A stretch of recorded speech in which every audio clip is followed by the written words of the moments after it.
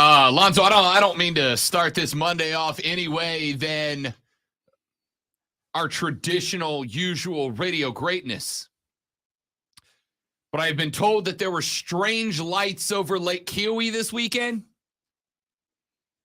I've been told that there were strange lights visible over Lake Kiowee with no explanation offered up so far. And let me just say that, yes, I will be spending quite a bit of time this afternoon looking that up. Wow. We're starting with this. Starting out of the gate strong, son. So what you're saying is you're going to make sure that you go on whatever website you need to, or Facebook or Twitter or Twitch or whatever, to debunk the fact that aliens were actually over Lake Kiowee. Yeah, no, I would say like, because you want to be a debunker. The obvious reality here is that if extraterrestrials were to make their way to planet Earth, the first place that they would go to is Lake Kiowee, South Carolina. Well, right? How would you know? All of the technology available to know everything that's going on planet Earth, the technology available to travel with interstellar effectivity, and they would end up over Lake Kiowee. I'm all in. Clearly, E.T. has phoned home. Ladies and gentlemen, all right. I before your intro, there would be some or multiple Yahoos, we'll call them, on Lake Kiowee who would have shot at them. So there's no way, dude. I mean, let's be real. There's no way to prove that didn't happen either. There's not, except for got me one of them, and they would have bagged it, tagged it, whatever you do, and it'd be hanging on the fishing line. Got me one of them aliens. We would see. Come on. It's not quite as bad as Lake Greenwood. If it was Lake Greenwood, it'd be worse. But yeah, Lake Kiowee, there's some guys out there with some firearms that might try to take that thing down. Ladies and gentlemen, the Rob Brown Show's on your radio. This is the Fan Upstate. Rob, that's me. The great one, Lonzo, that's him. You know, Rob is pointing. You know why he's pointing? Because you can see us live on Facebook, Twitch, Twitter, and YouTube. And you know what? Like some other shows around, we don't look angry. Correct. Because we're not. I mean, or haughty. Well, sometimes Rob gets but not today. No, I feel very man of the people today. We had a big weekend this weekend. Yeah, you got amongst the folks. You got to see what Rob is wearing, because I have never seen a flannel hoodie before. I really have never seen a flannel hoodie before. It's comfortable, dude. Is it? It's very comfortable. But is that truly a flannel? It doesn't even look like flannel material. Flannel. I'm not touching it. It's absolutely flannel. I'm not touching it. It looks like when wrestlers make their tights look like jeans, that type of thing. It's absolutely flannel, which is dumb because it was like 72 and perfect over the weekend. It's not like hoodie weather's out, but it's just too damn comfortable not to wear it. But we did have a big weekend out amongst the people, being man on the street. Very much enjoyed it. We had on Saturday, we were downtown at Fluor Field when Clemson and South Carolina did battle. If you were at that game, well, I was going to say you might have seen me. If you were at that game, you inevitably saw me. I was down on the field for first pitch. Got to check in with, now we can confirm, friend and fan of the show, Shane Beamer. Spent a couple of minutes with the coach down there on the field. And to give you the background, he was throwing out the first pitch along with Clemson legend CJ Spiller, who I also got to have a very brief conversation with. First and foremost, saw CJ up in the concourse when he first arrived about 45 before first pitch. Talked to CJ and told him, because I'm selfish, Lonzo, told him first and foremost, as a big New Orleans Saints guy, thank you for everything you did down in the NOLA. Okay, because I thought you were going to say that you were giving him tips about how to get it across the plate. Okay, all right. I did. All right. I did. I asked CJ, I was like, are you ready? Do you have the heater lined up? Are you coming with some mustard today? And he said, man, I can't tell you the last time. When you said, are you ready? Did you do this? Are you ready? Well, you better get. So I said to get the heater lined up. And he said, man, it's been a minute since I've done this. And I was like, all right, CJ, it's all about pushing off the back foot, right? Like a lot of people think it's all about leaning the body. It's about you got to drive with the back foot, through the ball. And it's like, all right. So we had a conversation with him.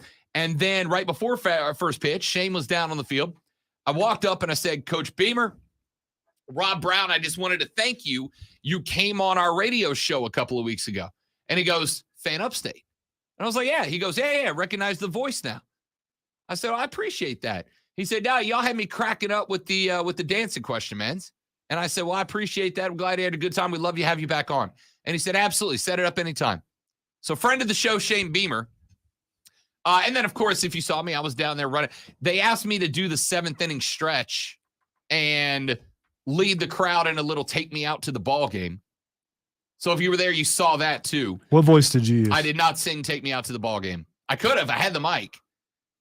How can you lead it without singing it? Like this, Lonzo. A conductor? I mean, come on. Yes, effectively. I was standing on the first base dugout by the Gamecock baseball team, who were down. They were the home team. They were on the first base dugout. And I said, ladies and gentlemen, it is time for the greatest tradition in baseball.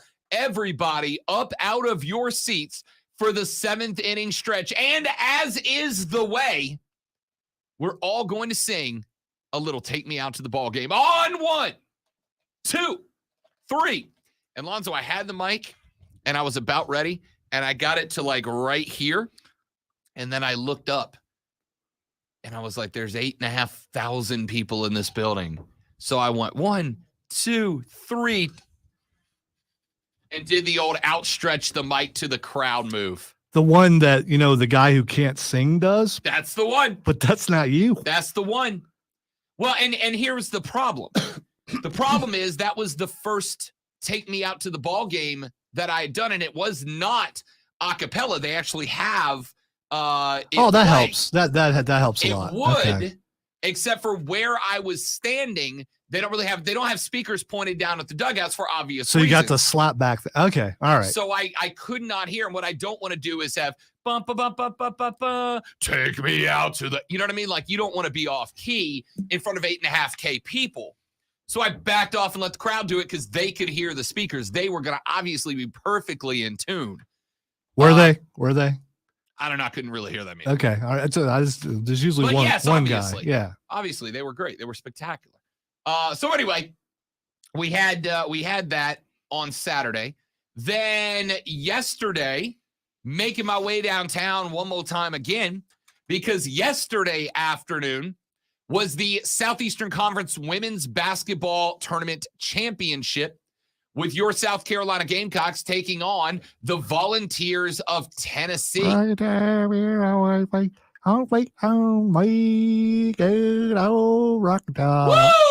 Top, Tennessee. You lost.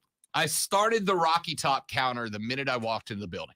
Which you should. That's something that everybody wants to know, because if anyone's ever been to a game where you've had to hear that, you're thankful that you're not there and learning the count. It's like, okay, I didn't have to hear that 5 times. I started the Rocky Top counter because if you've been to a Rocky Top football game, home or away, you know that you're catching it an average of about 14 times a game. So up in the box, there were about, I was up in a luxury box for the game as the 1%er that I am. I was up in the luxury box during the game and I set the over under in the box at 12.5. And frankly, it was a little bit high for the old Rocky Top counter, because it was going to get to 12.5 if Tennessee won the game. But South Carolina took a charge out the gate. Tennessee made a couple of pushes. They just wouldn't go away. But ultimately, especially late down the game, it effectively came down to South Carolina was just matching Tennessee for they built up a 10, 12-point lead. And then they just matched the Volunteers possession for possession down the stretch, right? It basically got to the point where Tennessee is not going to be able to go against the Gamecock defense. They're not going to go on extended runs, right? Basketball is a game of runs. It is who can go on more runs and sustain those runs and build up leads or cut into leads. It became very obvious very quickly that Tennessee really could not sustain a run. They might go on a 4-6, maybe even an 8-point run here and there, but they can't really sustain runs against that Gamecock defense. So South Carolina was basically just matching possession for possession, not panicking, working the ball to the inside when it was there. Tennessee every now and then started throwing extra defenders into the paint to stop, Boston and the rest of the big women from getting in there and owning the glass. And all Carolina did was start knocking down the mid-range jumper. He meant tall. Yeah. So can I tell you? He meant tall, not big women. Before you do, I just want to say I watched a good portion of this game, and it's one of those games where it looked like South Carolina's dominating, and then the score just kept staying close, and never had any doubt the entire time that they were going to win the game. They never really got into a position where they had to create their own run, right? It basically settled down with, guys, they can't cut into the lead that much, right? High percentage shots. Let's get high percentage shots. If it's longer than 6 feet, don't take it unless you have a wide open look at the basket. If they come out and take away that wide open look, get the ball down inside to Aaliyah Boston and co. Let them do work at the glass. You didn't have to really ever force anything, and Tennessee could not create long runs to go on.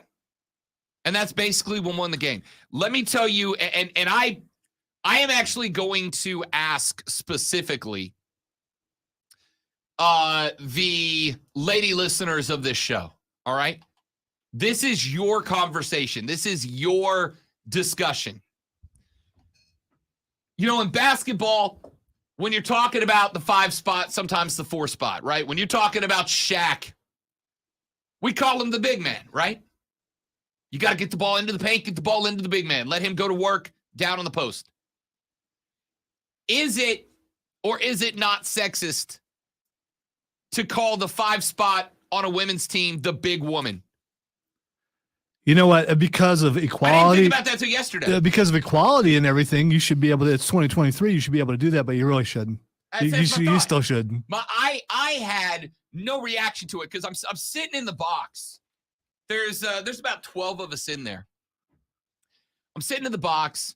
Boston comes across the paint, gets her Tennessee Volunteer defender in her back pocket, sets down, perfect position, sets down on the block, wide stance, low center of gravity, left arm out to create the barrier, right up in the air, calling the ball. And I go, get it to the big woman, right? I was going to say get it to the big man, but then I'm like, well, it's not a big man, it's a woman. Get it to the big woman. And then the girlfriend looks at me like, dude. And I'm like, I don't know what to call that position, because if we're watching Clemson basketball and that's PJ coming across the middle, I'm like, get it to the big man. Yeah, but that's perfectly fine. Don't you think you should just say get it to the big? Is that what we do? Is that the best way to handle that? I think so. I think so, because then you're not defining them as a person. It's more about the position. Once you put woman on there, it just does. As soon as you said that earlier, I'm like, whoa, yeah, that's whoa, what Courtney did. You can't do that. She's like, what are you? No, right? But I'm like, again, if we were watching a men's basketball game, I would never have a second thought. How many women? Shaq, get it to the big man. How many women were in the box with you? 4 or 5. Oh, that's enough for you to get hurt.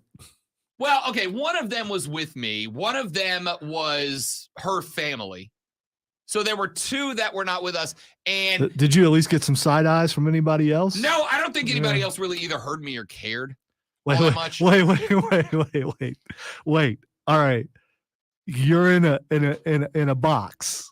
Luxury box. Yeah. Not a regular And box. you're saying you don't think anyone else heard you. Well, all right. So we're in the box. The box is side to side, Lonzo, as wide as this room. All right. I've been in them before. So and yeah. I was standing all the way to the far side, like on there, because I couldn't sit down. I didn't want to sit down. So I was all the way on the far side. And the only 2 women in the box that were not with me were both against the wall on the other side. All right. So here's the thing. If you're Rob Brown, dude, I'm sure it was get it to the big woman. Except that was kind of quiet. I'm sure you said it really loud because you're watching the game. So you're into it and you're rooting. So you have that level. There's no way the other women in that booth did not hear you. And listen, people like 3 or 4 rows all around at least. And that was a loud crowd from what I could tell. And believe it or not, I'm watching the game listening to see if I can hear you. No, I was too high up. I was in the luxury box. They didn't have a camera on me. Which, by the way, Courtney at one point is like, you know what? I think we would come to more games if we're in the box. And I'm like, why? Because you're comfortable? And she's like, no, because nobody has come up to you with a microphone yet. Like, that's fair. That's also really cool that she should be proud of the fact that people come up with a microphone because Rob Brown is here. Let's put him on TV. Can I be real? I think for the first year that we were together, she was like, yo, this is kind of dope. Like, he's a bit of a power player, right? Like, every local sporting event, Rob Brown is front and center. I think after 3 years, the novelty of that has worn off a little bit. You know what I mean? Like, I think after 3 years, the novelty of Rob is on every Jumbotron in Greenville has kind of worn off a little bit. It hasn't for you, though, right? Not even a little. No, okay. Not even a little. There's not, at this point, there is not a professional team in Greenville that I'm not on a Jumbotron for. Right? Not a professional team. I'm not even the defunct ones like the Spartanburgers we were front and center at, right? But between the Triumph Drive and Swamp Rabbits, there's not an active professional team in the upstate that I'm not a part of, at least not that I'm aware of. And we're in with Furman, Wofford, SC Upstate, Clemson, South Carolina. Hell, Shane Beamer's a friend of the show officially as of Saturday. So I feel like we're doing all right. Oh, and before Mr. Sensitive Clemson fan is like, I didn't see you talking to Debo with the games because he wasn't at the game. Had he been, I'd have chatted him up too. That's kind of what I do. Anyway, we've got a busy show lined up for you. We're going to break down all 3 of those events that took place over the weekend. The USC v. Clemson baseball series. Clemson took Friday night at home. Saturday and Sunday both went the way of the Gamecocks. Clemson goes 1-2. South Carolina prevents a consecutive series sweep by the Tigers and end up killing off the 5-game winning streak by taking games 6 and 7. We're going to talk about that later on in the show. Don Staley's Gamecocks. I think, Lonzo, at this point, making 8 out of 9 SEC championship games and winning another one, we can go ahead and label it as cocky for a reason, said on Twitter, hashtag it's a Donesty. Yeah, that's a pretty good hashtag. Yeah, no, that's much better. It's a pretty good hashtag. It's better than some of the other hashtags we've heard on this program. Correct. Recently. So like yeah. Hashtag Derek Carolina. Yeah, you messed it up, so it doesn't count. I sure did. Well, I mean, if you get Derek, you're probably getting David too, right? They're kind of the same person, aren't they? Speaking of NFL quarterbacks, combine, baby. How about this? Anthony Richardson. I knew that you would start with that. I knew that. What else would I start with? The fluidity and just the perfection of CJ Stroud. Richardson looked good though. You know who else looked good? Will Levis looked good. So I mean, yeah, but we're feeling a little more comfortable today, right? I'm not gonna answer that question. All right. We're gonna talk quarterbacks at the combine coming up. And here's a question that got popped up this weekend that I think is fair. Are we seeing the dying days of the NFL combine? Might it go away? There are some folks in the bubble that say the combine is probably not long for this world. We'll talk about that coming up later on in the radio show and more. Boys and girls, ladies and gentlemen, children of all ages, it is going to be a busy one. Get in, get on the phones, 844-326-3663. Get on the text line at 71307. Start your text with FAN, FAN. Let's get it. It's Monday. Let's have a big day on the Rob Brown Show in the Fan Upstate. Stream, what's up, everybody? Good to see you guys. Happy Monday. James, Kelly. Who else is in here? I see we got a dozen people watching and 2 people commenting. Where are you guys at? Jump in here. Let's have fun. It's a good day to have a good day. By the way, Mario and Sonic went to a tie. Really? Yes. Matthew's got to learn how to play the game. He went all heartfelt again, and I'm telling him it's going to backfire on you. Who won? Mario won. But I got to tell you, me and Cameron were pro Sonic. For reasons that are contrarianism? No. Genuinely? Nintendo's for children. And then there's Sonic Stop. I'm not done giving the camera a dirty look yet. All right. The very first console after I was supposedly an adult and made enough money to buy something, the first console I bought was a Sega Genesis. Okay. So that makes it more for me, and one of the first game systems Cameron ever played on was a Sega Genesis. Chat right now. So, Sonic or Mario, who you got? And it's you can use whatever reasoning you want. Sonic or Mario, who you got? Drop it in the chat right now. Sonic or Mario, who do you got? And there might have been shenanigans because I didn't have the text line up, and Tim hesitated a little bit before, but he also didn't have his glasses on and he can't read. So I mean there's that. That's not really a bit. He can't see. So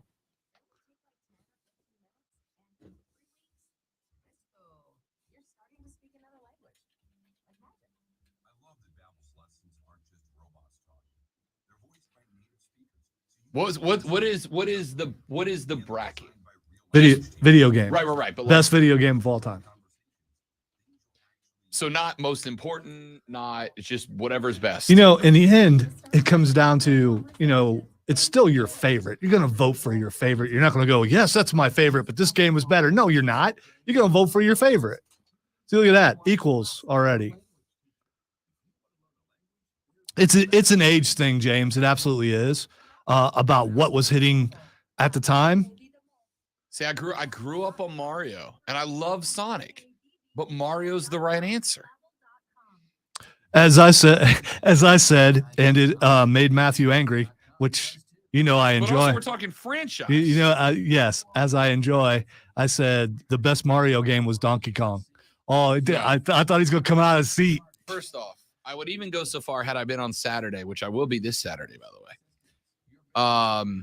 I will go so far as to make the argument that if we're talking franchises, Mario should win this whole thing, hands down, because not only did he have the most important games of all time, but on top of that, look at the versatility of the franchise itself. You get not only every Mario Brothers game, 1, 2, 3, 64, paper, you get all those, but you get Mario Kart along with that. You get Mario Sports involved in that. No. I agree with all that, but Mario the franchise is the bracket winner. This is a demographic thing. I really believe it's a demographic thing. And there are still people who only buy Xbox and do not buy PlayStation. There are some people who only go Nintendo. Like Matthew is a Nintendo only guy. And because of that, you know what you do? You tell us what your hand is. Because if you're a Nintendo guy, every time a Nintendo game comes up against something that's not Nintendo, you're going to vote Nintendo. See, I can't. I don't think there is I don't think there's a wrong answer. I can't relate to that. I have no idea who's winning this thing, and I'm not going to project that. I think if Mario wins it all, it does. I can't relate to that because I can't understand. I'm a one console or one brand. They're out there. That doesn't make sense. They are. Why would you restrict yourself? It's for a compared brand to war that you have no compared to from? an WWE only and an AEW audience. It makes sense. It makes no sense because you're hurting yourself by not getting to partake of both. And look at that beer snake. My goodness. Yeah, I missed it. I still don't know what they are. You've described it, but beer snake. Yeah, you described it. Beer cups as far as you can go. I just don't. Yeah.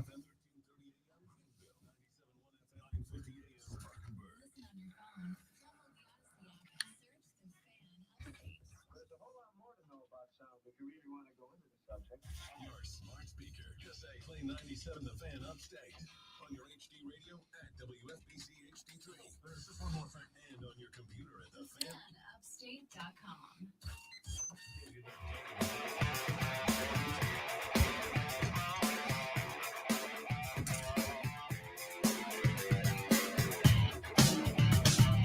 Texter says, "Fan, speaking of the combine, when I wear underwear in front of millions of people, I'm not dead sexy. Time for therapy." Correct. There's no situation in which you should be wearing underwear in front of tens of millions of people. Here's the thing, though. I mean, you need to get some more self-confidence. I mean, be good in your skin. Love yourself, man. I'm good in my skin under a shirt. Nolan texts in, says, "Good to see Rob Brown at the baseball game on Saturday." Nolan, was good to see you too, buddy. Appreciate that. Texter says, I am curious to hear how Throb Brown handled himself in the luxury box at a women's game. I don't miss Friday's show. Friday's show is one that I have hit the old amnesia button on. Yeah. That didn't happen. One already, Lonzo. I had my finger. I thought I pushed it, but I got that corner thing. That's fine. That's fine. I believe I won last week. So that's what I'm telling myself, especially since you don't remember Friday. So Texter said Zoe just nailed Rocky Top. Exactly what it sounds like in Tennessee. Oh, it does for sure. I mean, there's if I would have got to the revenue line, look out. By the way, for this Texter says Coach Beamer only did the YMCA because it was Rob Brown who asked him to. Shamo was up in a box at Fluor, and after the 7th inning stretch, they played the YMCA, and they were like, hey, Rob, we need you to stand up on top of the dugout and, like, interact with the crowd while they do the YMCA. And I'm like, great. So I look up there, and Shane's, like, just hanging out, sitting down, and I'm like, Coach Beamer, you got this on the mic? Beamer looks down, and I pointed at him, and he's like, oh, God. And then he did it. He did it. It's a lot more difficult in front of a crowd than you think, because I did it at the Spartan Burgers and I got confused a couple of times. But we know Beamer can dance despite what he says, so I'm sure it was flawless. All right, we've got let's talk quarterbacks at the combine, because there's a number that I find very interesting. This number means nothing but, well, I was going to say nothing but good for Carolina because the avenues of attack open up, but it's the same for really everybody. A week ago, Anthony Richardson in Vegas had plus 1,000 odds, 100 to 1 odds to be the first overall pick in the 2023 National Football League draft. The day before the combine, Anthony Richardson's numbers, his Vegas number, dropped all the way to plus 500, 50 to 1. The odds got cut in half. After the combine came to its conclusion, because of his measurements, because of the numbers, because of what he did, both in workout scenarios and just with his physical measurements, Anthony Richardson's Vegas odds sorry, I lied to you, Lonzo. I read my number wrong because I'm running through my prep sheet trying to be entertaining here. Anthony Richardson did not open up. You're succeeding, by the way. You're very much successful. I'm even making it more entertaining by being wrong. Anthony Richardson opened not at plus 1,000, Lonzo, at plus 10,000. Yeah, that extra zero probably. Significant. Yeah, a little bit. Plus 10,000 to 1 when the bets open. By February 20th, his number had dropped to plus 4,000. By February 22nd, he was plus 700. An hour before the combine began, he was plus 500. The minute that he finished his quarterback workout, he dropped to plus 300, and the number is still growing. Or I guess I should say shrinking. So he went from plus 10,000 to now shorter odds than plus 300. In fact, Lonzo, and I'm interested to see what your reaction is to this, the only quarterback who has shorter odds to be selected number 1 overall at this point is Bryce Young. Anthony Richardson is now favored by Las Vegas to come off the board before CJ Stroud does. Why? Because Richardson checked in at 6'4", 244 with a 40.5-inch vertical jump, which I believe is a QB record. Here we go. A 10-foot 9-inch broad jump. He's going to get to the 40. And a 4.43 40. All right, see. At 244, Lonzo. Yeah, and it was. That's barely less than I weigh. It didn't even look fast. It didn't. And it was. No, I'm just saying because of his size. Some people, they make it look, because of their stride, they make it look slower or faster when you watch a 40. It did not look fast. See, I have a problem here because my true rival on the station, in this building, probably in life at this moment, is a Florida fan. He will not acknowledge me as a rival, but we are absolutely rivals. Anyone who has heard us together, and I'm not talking about Rob Brown. I think we all know who we're talking about. So I really, really, really have to get past that to give accolades or flowers, if you will, to Richardson. I'm really struggling with that. Let me go ahead and tell you. He looked good, but you know what he wasn't? He was not CJ Stroud. If you put those guys side by side throws, the throwing was good for Richardson, better than what I thought for sure. And I have to get past my bias to watch it, but yeah, he was better than what I thought. And I think this is me. I think CJ Stroud did what he needed to do to secure the number 1 spot. I think Richardson could have knocked Bryce Young out of 2. You can see every time they show Bryce on the camera, he had this look on his face like, man, I done messed up, because you did. He should have been out there throwing, because some people elevated and he dropped because he didn't do anything.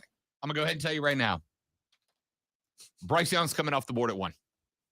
I'm comfortable and confident in that. Bryce Young's coming off the board at 1. He's not. And here's why he's not. Because Carolina's going to trade everything, and they're going to go up and they're going to get CJ Stroud. Somebody bring Lonzo a birthday candle to blow out, because he just made a wish. It's not a wish. As of Friday, that show that you forget, and Thursday, you even talked about how Carolina could very well move up and do that thing that Rashad and I have been telling you about. I am curious Thursday when Rashad's on, has his mind changed about CJ Stroud? Because I would say it hasn't. So you're saying that Richardson outshone CJ Stroud, and he did not. Yes, he had a really good 40 time. He did. You know why he didn't? Because CJ Stroud, the expectations were already there. So he's not the story. Richardson's the story because no one thought he could do what he did. And I think it was Mark Schlereth and some other guys who said, you got to wear pads on Sunday. I don't care what you look like in your pajamas. Yeah, he looked good, but does that translate to an NFL field? So the conversation about Anthony Richardson is effectively that if you go back and you look at the 1 year that he was a starter, he was as up and down as any college quarterback could be, right? Anthony Richardson, the guy that absolutely blazed it up against, for instance, South Carolina, also lost against Vanderbilt, right? So I absolutely think that it's fair to look and go, now just hang on a second. If you can't beat Vandy. Whereas CJ Stroud lost to Michigan and Georgia. Right. And that's it. Right, No. Period. Correct. That's it. Factually speaking, if you decide to just completely leave out everything that else that goes into success and failure. If I gave Anthony Richardson CJ Stroud's wide receiver unit, he would have had a better season. That is also a fact. You know what? He would have had a better season, but would he have had an equal season? I don't think so. Again, and also if I gave him Ohio State's defense, he'd have had a better season. If I gave him Ohio State's offensive line, if I gave him not a first-year head coach making a jump up from effectively D2 ball. You know there what? was a lot of transition at the University of Florida. And by the way, first-year head coach coming up from lower-level ball, a very much in transition roster, not nearly as good of an offense, not nearly as good of a defense as you would have liked. And again, his first year as a starter. Yana, I do believe my client is coming up with a lot of excuses over Are any there. of them false? Did anything I say, was it false? I think it's That's a yes or no question, Your Honor. I think it's Sorry. My fellow attorney. No, that's not what you would say. What would you say? My colleague. Did I say anything? Why am I doing your attorney voice? That's not my character. That's yours. It's did not. I say anything false? That's fine. I mean, you'll get there. It's the youths, Your Honor. The youths. There are some things you can do I can't do, and and the other thing, and it really comes down to this. I mean, you can make excuses for why he didn't do the things he did. If he would have had this, you know what more than likely he's going to do? He's probably not going to go to a good team. So he's going to be he's going to have to deal with the same kind of stuff that he dealt with losing to Vanderbilt. He's going to basically probably be on Vanderbilt in the NFL if he goes first. Here's the argument I've made about Anthony Richardson. Unless Carolina goes up and trades for CJ Stroud, which they should do. Here's the argument that I have made about Anthony Richardson this entire time. Anthony Richardson is absolutely a guy who needs the mental polish. He needs time. He needs development. He needs structure. He needs lessons. He needs encouragement. He needs to get polished. He is the most exceptional raw talent we have seen come into the league at this position since Lamar Jackson. The guy has The size, the speed, the athleticism, the strength, the raw power. He's got everything you need for a prototype, and it is still a gamble. I'm not arguing that it's not a gamble, but what I am saying is that if you bring in AR, he is not a guy he's not a plug-and-play starter. He's not starting week 1 for your NFL team. He's a guy that needs a year under a mentor, a guy that needs a year to sit behind somebody and watch and learn and develop and hone the talents into being a starter, which is also why I have said that a bridge quarterback combined with a guy like Anthony Richardson is a good option. Now, I agree with something Rashad said last week. That does not mean you go get Derek Carr or Jimmy Garoppolo. It might mean you take a second-tier free agent. You might go re-sign Sam Darnold for a season and let Anthony Richardson sit behind him and go, hey, Sam, this is your chance, right? We now have, for the first time in your career, a respected head coach of a quarterback, a hell of an offensive staff around him. And here's the reality. Yeah, we got a rook quarterback backing you up. We got a guy that we're developing as a future. But if you come in here and run this franchise, if you come in here and do the damn thing, it's your job. Right? If you come in here and be the first round draft pick that everybody expected you to be, wanted you to be, then it's your job. And if worst case scenario, you walk out of here and somebody's going to pay you mucho bucks next year to go do it for a competitor while we move on, nothing but good can happen here while Anthony Richardson develops. But again, the mental lacking of Anthony Richardson in games like Kentucky, in games like Vanderbilt, which I acknowledge are there. I'm not trying to gloss them over. Yeah, you are. This is killing me because here's what it is. CJ Stroud is butter. Richardson is margarine. Okay? Margarine, it works if you don't have butter. But everybody wants butter. Nobody wants margarine. Right, but if I go into the store and margarine costs $3 and butter costs $22, I'll deal with it. I'll make margarine work. I will figure out the recipe to make margarine taste the same. You just created a disparity that I already see. The disparity in price is the disparity in talent that I see between the two. Dude practiced up that. Hey, Richardson practiced up that combine really well, worked on all the things that people are going to see, but in the end, on the field matters the most. CJ Stroud better than Richardson. You're doing two things here. You're doing two things in your argument. The first thing is you are comparing. Because I operate on more than one level at the same time. Correct. It's a multitask, but I'll go ahead and take down both elements of it at the same time because that's what I do. You're doing two things here. Number one, you are continuing to make the mistake of comparing Ohio State and Florida directly as if they were the same platform going in. They were not. You know what? You're right. Ohio State is so much better of a program than what Florida is. You know, if I were a Florida fan, I'd be embarrassed. Whereas, as a Buckeye fan, I could shine all the time. I'll let all hate mail come in courtesy of the great one. Oh, please bring it. You're making the mistake of comparing Florida and Ohio State as if they were on the same level. They're not. In every conceivable metric, Ohio State was better than Florida this year. Head coach, competition, skill position by skill position, offensive line, defense. Ohio State was better in every way. Plus, CJ Stroud was not in his first year as a starter, whereas Anthony Richardson was on a lesser team in a tougher conference top to bottom than the Big Ten was this year. The second thing that you're doing here is you are saying that the reason the cost for CJ is more expensive is because he's just that much better. And I do think there is a factor of CJ Stroud's a better player that is involved in that price. But the other factor is it's not so much going up to one and drafting CJ is more expensive because CJ is more that much better.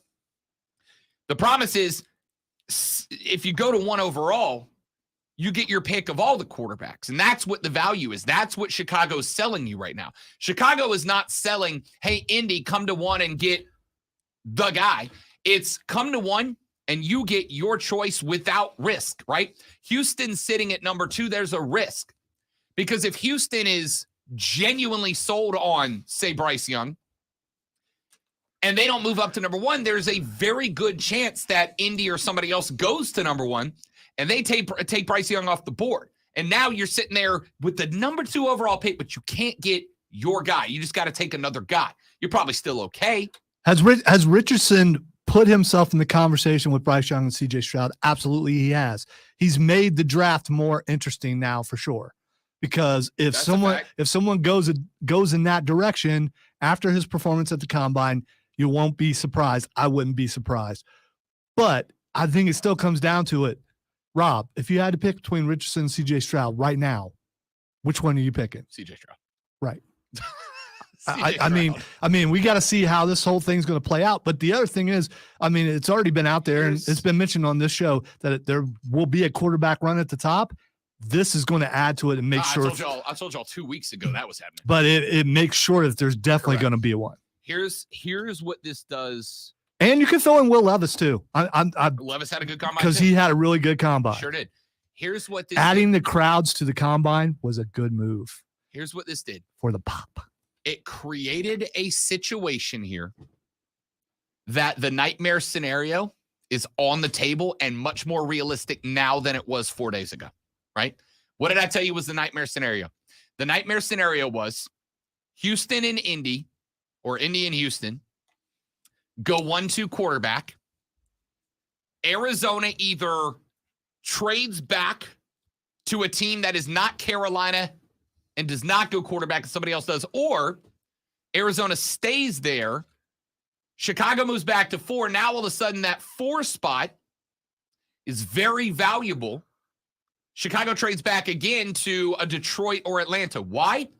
Because Chicago wants to get as much value out of those picks as they can, but also still have access to Will Anderson, Jalen Carter, whoever else they might take, Devin Witherspoon. Access to those top-tier defensive players while picking up value for moving back pick by pick. So they move back from 4 to Atlanta, Detroit, Vegas, 3 teams ahead of Carolina who want a quarterback. And then you've got the Seattle Seahawks, the Detroit Lions, the LV Raiders, and the Atlanta Falcons, all between you and Carolina, all of whom looking for a quarterback, right? So what this does is it gives Carolina 2 choices. Trade to 1 or trade to 3. You have no other options, right? Trading to 5 does not matter. It's irrelevant. Trading to 4 is likely not going to happen. You got to go to 1 or you got to go to 3. You go to 1, it's going to cost you an arm and a leg. Why? Because now Indy knows they got to go to 1. Houston knows if they want their particular guy, they got to go to 1. Detroit, Atlanta, they recognize that if they want Richardson or Levis, they probably got to get inside the top 6 now, right? And there's only 2 spots available, 3 and 5. And that's if Seattle's willing to move back. Or 3 and 4 if Chicago goes to Indy and then they decide to trade back again. You might have to get into the top 4 to guarantee yourself a quarterback, and even then not guarantee you the one that you want, just a quarterback. And that's interesting. So now all of a sudden, because of how good Richardson's workout was and because of how good Levis's workout was, and because of the fact that the scouts and the GMs there were like, damn, these guys are on it right now, now Carolina's in a very interesting spot and may have to be super aggressive to get those I got to tell you, all those people saying for a while that Carolina's going to get Will Levis, I feel better about that. Richardson is just Cam Newton, but not as talented. And if you're going to go in a different direction, you don't bring in a guy who's going to immediately be compared to one of, if not the best quarterback you've ever had on the team. We have plenty more about this conversation, but we have to go to a break. I've seen a bunch of your texts. I will take those when we come back. We'll get your final thoughts on the combine for quarterbacks later on. We'll talk more about the combine itself. We'll talk college basketball because, ladies and gentlemen, the women's tournaments are concluded. SC wins another SEC title. The men's tournament set to start on Wednesday. We'll break down what Clemson needs to do in the ACC tournament to make an appearance in the big dance. All that more coming up on the Rob Brown Show on the Fan Upstate.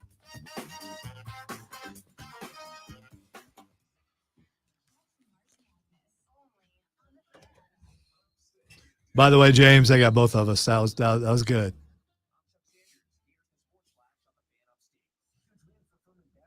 Just want to give you some acknowledgement.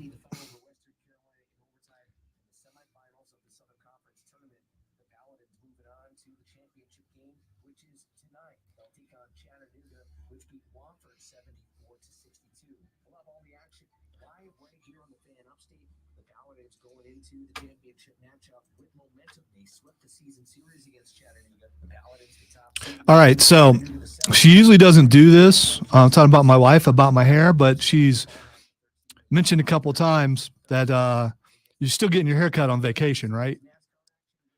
Do you think that means that she wants me to get my hair cut? Because I'm starting to get that hint that maybe she wants me to get my hair cut. And in truth, I haven't got a cut just because I've been lazy. Or I've been so busy that when it's time to go home, I just want to go home.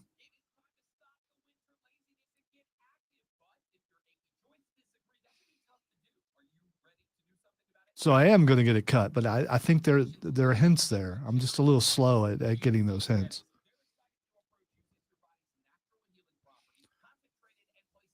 And per the earlier conversation about Sonic and Mario, I think it still comes down to demographics. I'd be willing to bet the majority of the people on here, yeah, I think it does. It sounds like a hint, James.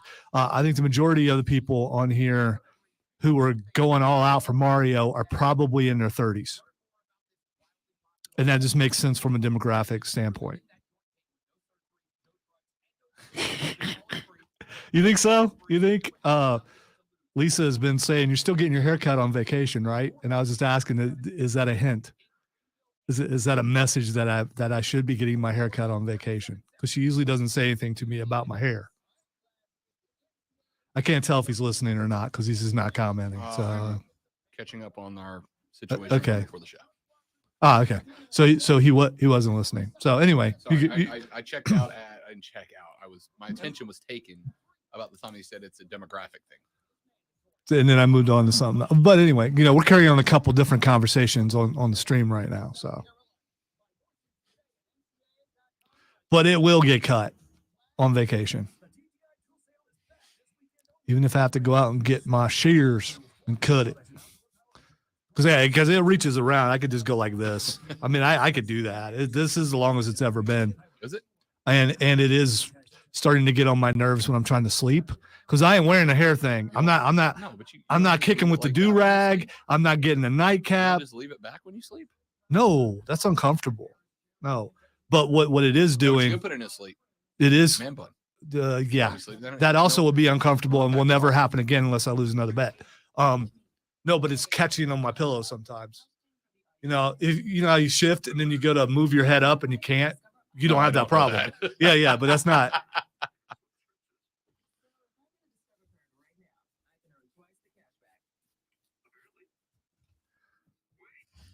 Although, for someone who doesn't like to be seen, having the full mane out yesterday at Walmart got a lot of looks. So, I mean, like, oh my God, his hair is just so pretty, which it is, but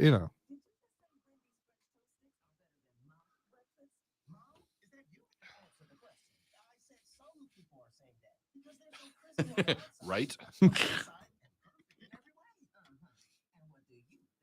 I should get offline. When you can just say Star Wars meme and I immediately know the meme you're talking about. Like I don't. So, okay. Yeah, but it's Star Wars. So whatever it is, I'm good with it. By the way, if it was Star Trek, I'd be good with it too, because I don't have to pick sides.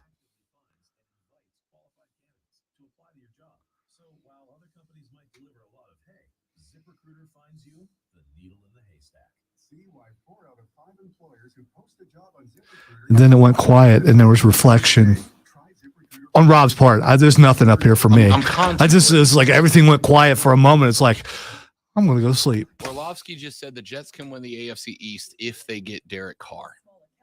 And I'm trying to think about that. Who's in the AFC East? Patriots, the Dolphins, the Bills. Yeah.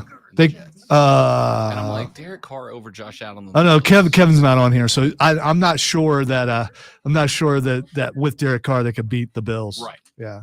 If Kevin was on here, I wouldn't say that. I mean, they have a much better chance. But going from 10%. I mean, is the team that good that they're one Derek Carr away from? The Jets had a killer rookie class this year. They had a threat for rookie of the year on both offense and defense on their team. Thanks, James.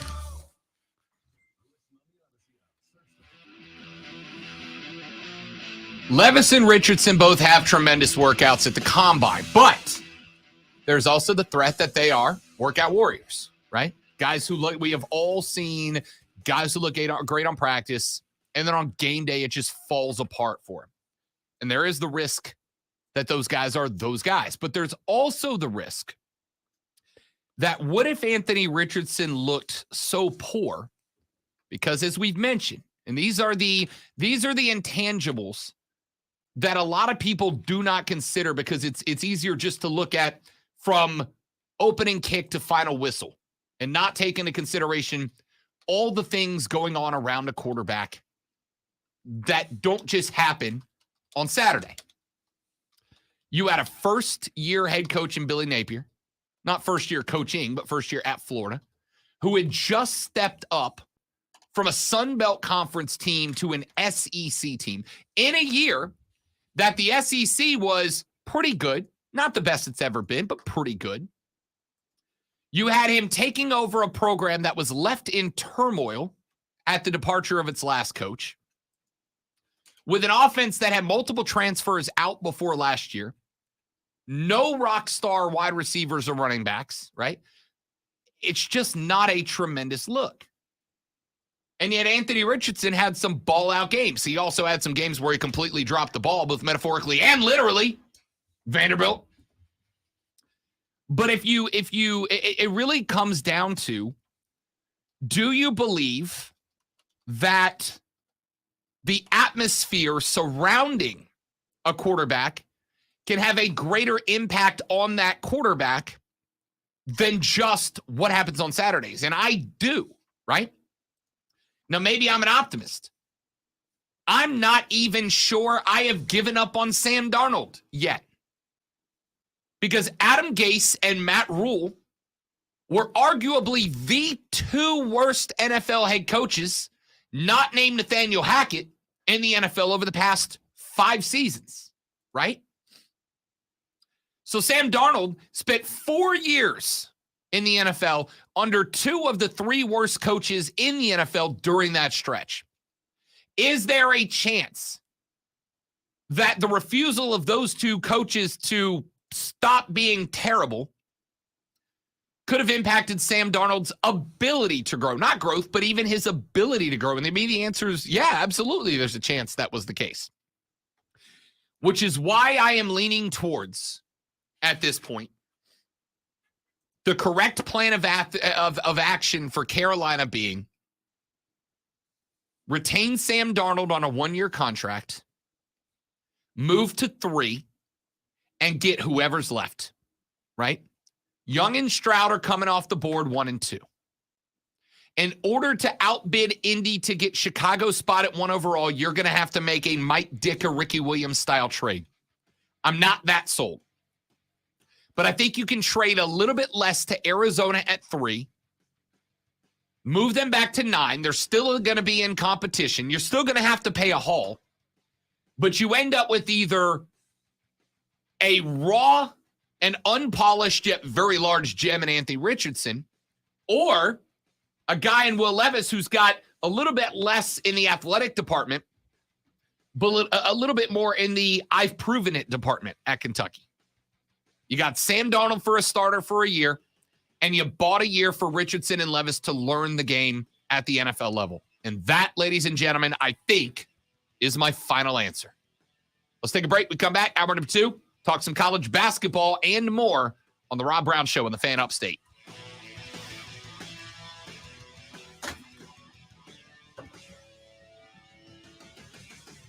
James said, I just want Aaron Rodgers to retire. A lot of people do. I don't. I hope he waits to the last second just because it bugs everyone. And because that's true power. Think about it. If you are a troll, like I think he is, that's true power because everything is held up till he makes his decision. That's what's making people mad because everyone's impatient. Yeah.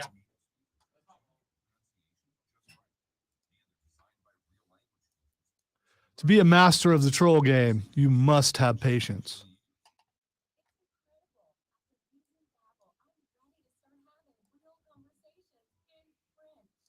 There's all kinds of ways to learn. games, or videos.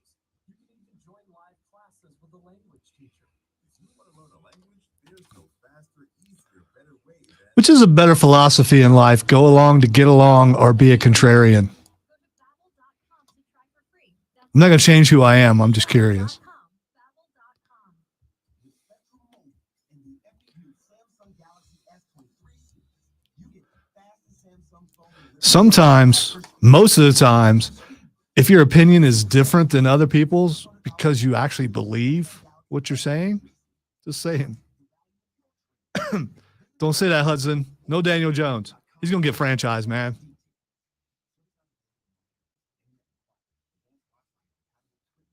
Ooh, yeah, hot box.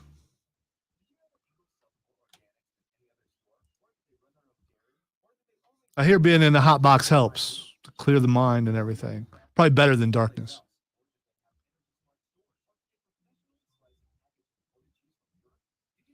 Will also protect you from alien brainwaves and stuff.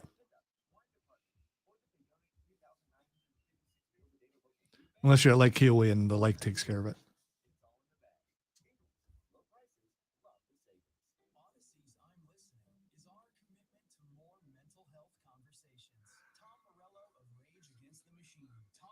Mental health issues are very much a part of my household.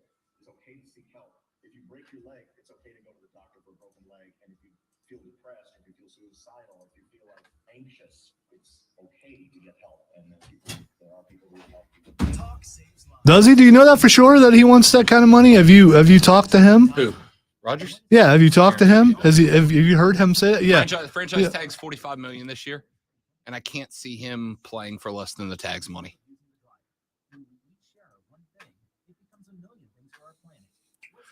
I'm just saying, Aaron has said the only one that knows about him are the people in his inner circle. Unless you guys are a member of his inner circle, which I don't believe you are, you could be. You might be Hudson. Rob Brown is not. I know, unless it's a hidden inner circle. Yeah, me and Rogers were tight. We're boys. You're right. We don't know, but speculation is what we do. And I can speculate the opposite. Aaron Rodgers will play for free out of the goodness of his heart. Well, is that the opposite? I wasn't going that far. I think winning $45 million a year when the tag is $45 million as a guy 1 year removed from an NFC and an MVP award is fair speculation. Right now, I'm Aaron, not saying it's right. Does he retire or does he play? He plays. I think he plays I think soon. he plays. And I think he does exactly what I said. I think he waits. I know you hate it. I love it. I think it's awesome. If you had that kind of power, would you not do that? Yes. I just clearly don't. Me either. But if I did, I'd use it. You should blame. No, don't blame Deshaun. Blame the Browns. But whatever the going market is, I mean, that's how it works. Get all you can while you can. I'll never fault a cat for trying to make that paper. Yeah, unfortunately, all I can get is not that much. So, I mean, you know.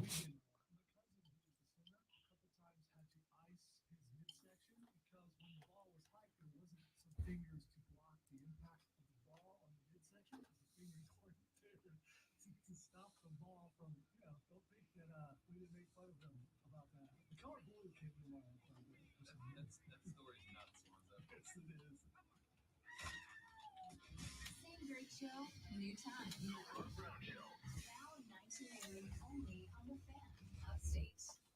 Listen on the Odyssey app. Search the Fan Upstate. WORD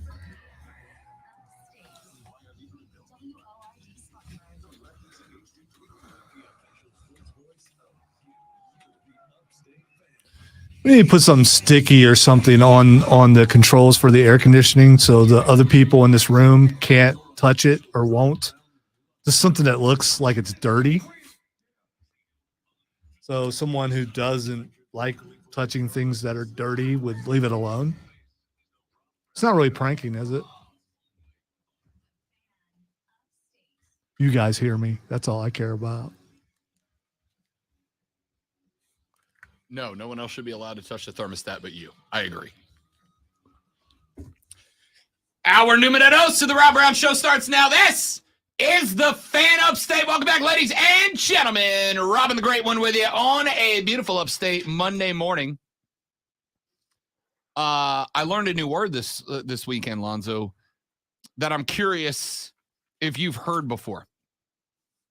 You know, on a beautiful spring day, when you look up and there's not a cloud in the sky, it's wispy outside right now, but not a cloud in the sky. Do you know what the name of that shade of blue sky is called? Azure? Cerulean. Cerulean. I don't believe it. Is that spelled with a C?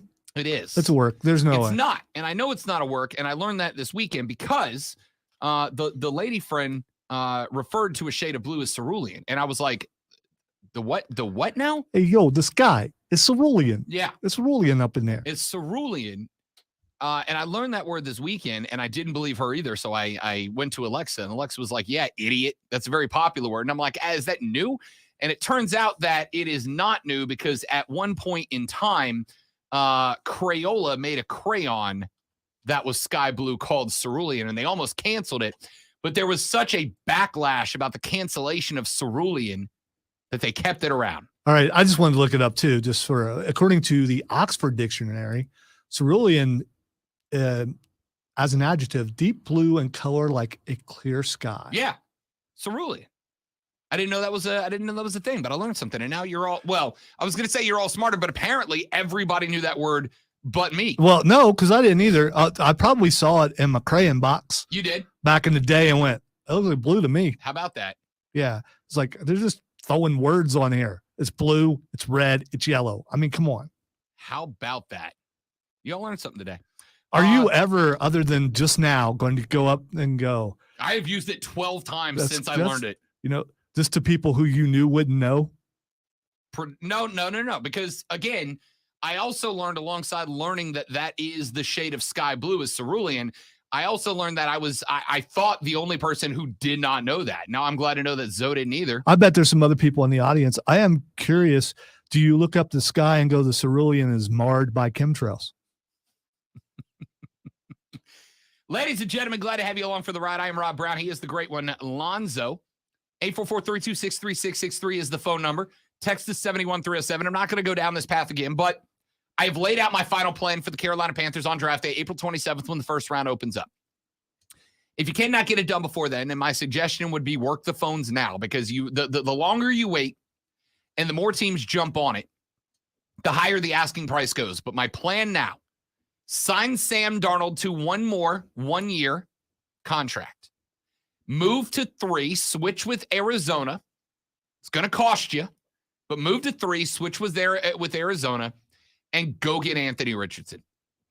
I think I've decided I'm ready to roll the dice on AR. I know Zoe wants one and wants CJ, and I get that, and I respect that. It is going to cost you so much more, and while CJ obviously had more success at the college level, at the same time, I still think you were looking at a guy that is going to need some work at the NFL level and does not have the opportunity to turn into Lamar like Anthony Richardson does. You know what? I would rather stay at 9 and hopefully get Will Levis You're not going to. than to get Anthony Richardson, because you're setting yourself up for so much when people go, "Oh, he's like Cam. Oh, he's like Cam." He's going to have to deal with that. It's already written by everyone who can't wait for him to come here so they can put out the comparisons. Yeah, he's Cam Newton, but Cam was better. I mean, you're just putting him in a position where if he doesn't at least throw up Cam-like numbers in his rookie year, which is really hard to do. If you remember, if I recall, Cam set rookie records at the time. Richardson's not going to be able to do that. So you're setting him up with extra pressure because his game is a lot like Cam Newton's game. All right, so now we're looking for your thoughts, 71307, 71307. Start your text with FAN, F-A-N, FAN. We'll read them on the air. What are your thoughts after seeing the combine workouts of Will Levis and Anthony Richardson? What are your thoughts on Zoe's plan? Trade the farm to get Stroud at 1. Mine, re-sign Darnold and go get AR at 3, because none of them are making it to 9. What are your thoughts on that? Texture says, "Fan, I've listened to the show since you started here, and the intro music is still banging after 3 years." I agree. I'm going to be real. They tell you to refresh. They tell you to refresh your intro like every year, year and a half, right? Give it a revamp. It's the one thing about this show that I can't bring myself to ask to be replaced because I just love it. It's fantastic. Texture says, where do you think Stetson will go? What round? He balled out at the combine. No, he didn't. He looked like a punk. And he winking at the camera and stuff. It's like, dude, do you think you improved your status from going 4th, 5th, or being undrafted? No, you did not. No. I do, and I'll tell you why I do. Because not only does Stet Bennett 4 have wiggle, which we've established many times, he's got wiggle. He's also got a cannon, and he put it on display. He had a faster velocity on the football than C.J. Stroud did. Yeah, he throws the ball a lot harder, but if it's not accurate, who cares? It is accurate. That's it's the not, thing. It's not. No. Stet Ben is absolutely accurate. What rounds did he get drafted in? Initially, I'd have said 5, 6. I think I can go 4 now. I think 4, 5. I think somebody's willing to take a gamble on him at 4. No. Now, I will tell you that I have not got a composite that gives me, like, ordinarily I'm going to look at a bunch of composites and then just get it all. But I'm calling the shot now. I think Stet's a 4th rounder at this point. I think somebody takes a crack at him. Stet Ben was not only putting velo on the football, he threw, in my opinion, he had the best looking deep ball of any quarterback there. His deep ball was on target. It was on pace, right? CJ had a couple that wide receivers were really having to reach out there to get. Stet Ben was going over the shoulder every time. You know, threw the ball as good, if not better, than everybody else. I agree with James. James says he thinks he's going number 1. He absolutely does. You can tell from his attitude. He's the guy that walks in the party. Not like I have a lot of experience with that, but he's a guy who walks in the party and just knows that every girl is going to be with him, not realizing that they're not. He's not that good. You know, for somebody who spent the break telling us that we were wrong for making assumptions on what Aaron Rodgers was going to do, once, say, or think, you might have no problem doing that with Stet Ben. I am not making assumptions. I am making prediction, doing the things that we're supposed to do on the air. And in my opinion, late round to not being drafted at all.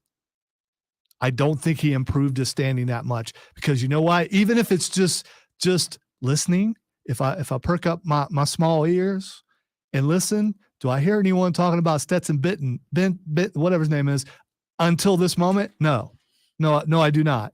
Because people are talking about Richardson, people are talking about Stroud, people are talking about Will Levis. They are not talking about Stetson.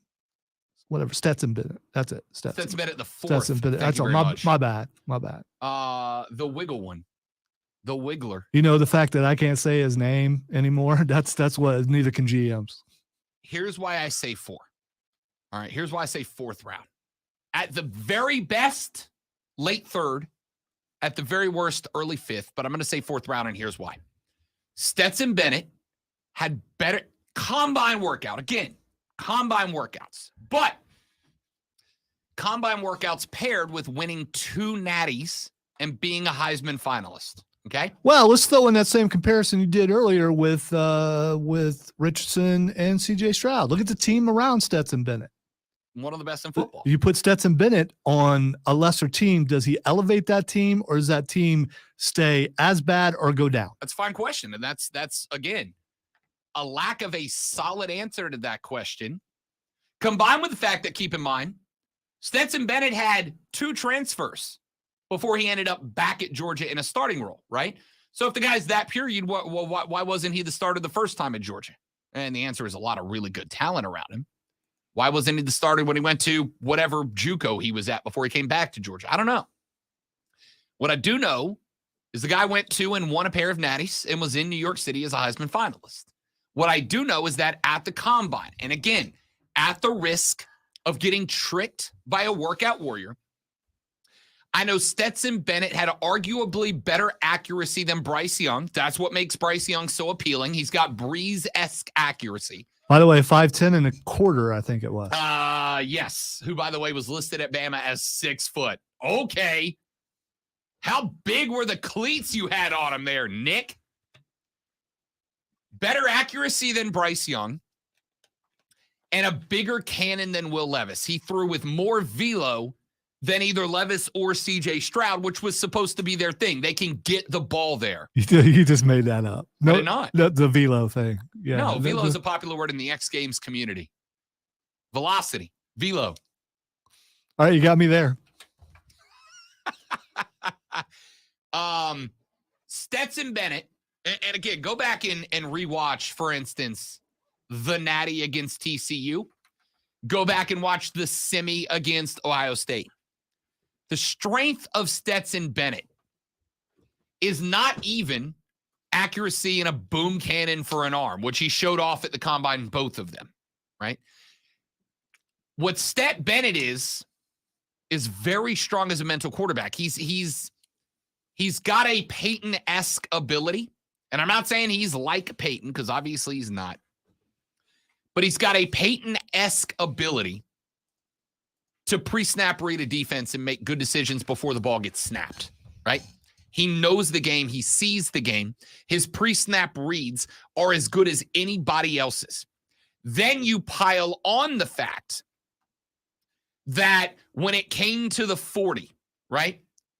They measured Stet Ben's 40. He was faster than Baker Mayfield by about 2 steps in the 40 and about a half step slower than Russell Wilson when he ran his. So speed-wise, he's in between Russell and Baker and closer to Russell than Baker. He had a bigger arm than Will Levis, than CJ Stroud. He had more accuracy than Bryce Young. Now, there are questions, obviously, as we mentioned, about his stature. There are questions about when he gets into the heat of a pocket, which, remember, Georgia had one of the best offensive lines in football this year. He did not really feel the pressure that he traditionally would have felt if he was behind a more average offensive line. When that inevitably happens to him at the league, will he be able to maintain composure? That's a question we're going to have to see him answer. But to answer your question here, Texter, I do not think Stet Bennett is a first or second rounder. I think the best he ends up being is a mid to late third. I think the worst he ends up being is a early to mid fifth. I think he's somewhere squarely in the 4th round after the combine. Before that combine, I'd have said a late 5th, early 6th rounder. I'm going to bump that up to a mid 4th rounder.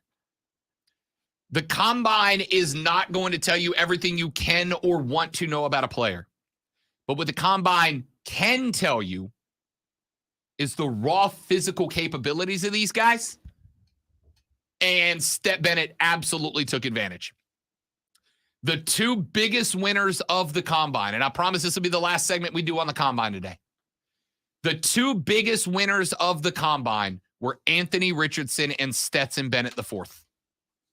Both of those guys put on workouts that dramatically up their stock. Richardson from a guy that was expected to go late inside the top 10 to a guy who might come off the board at 3 or 4, depending on how the trades play out, because there's a lot of them. And again, Chicago is probably sitting on that pick. We pointed this out. If you're not watching the live stream, Facebook.com/TheFanUpstate, Twitter.com/TheFanUpstate, or search and subscribe to The Fan Upstate or The Rob Brown Show on YouTube or The Rob Brown Show on Twitch. We talked about this during the last break. Will he, won't he, Aaron Rodgers? Is he coming back to play? Does he stay in Green Bay? Does he demand out and go somewhere else? There are teams that are interested in him. We know that the Jets have called Green Bay. We know that the Panthers have called Green Bay, asking about the availability of Aaron Rodgers. Now, will he, won't he?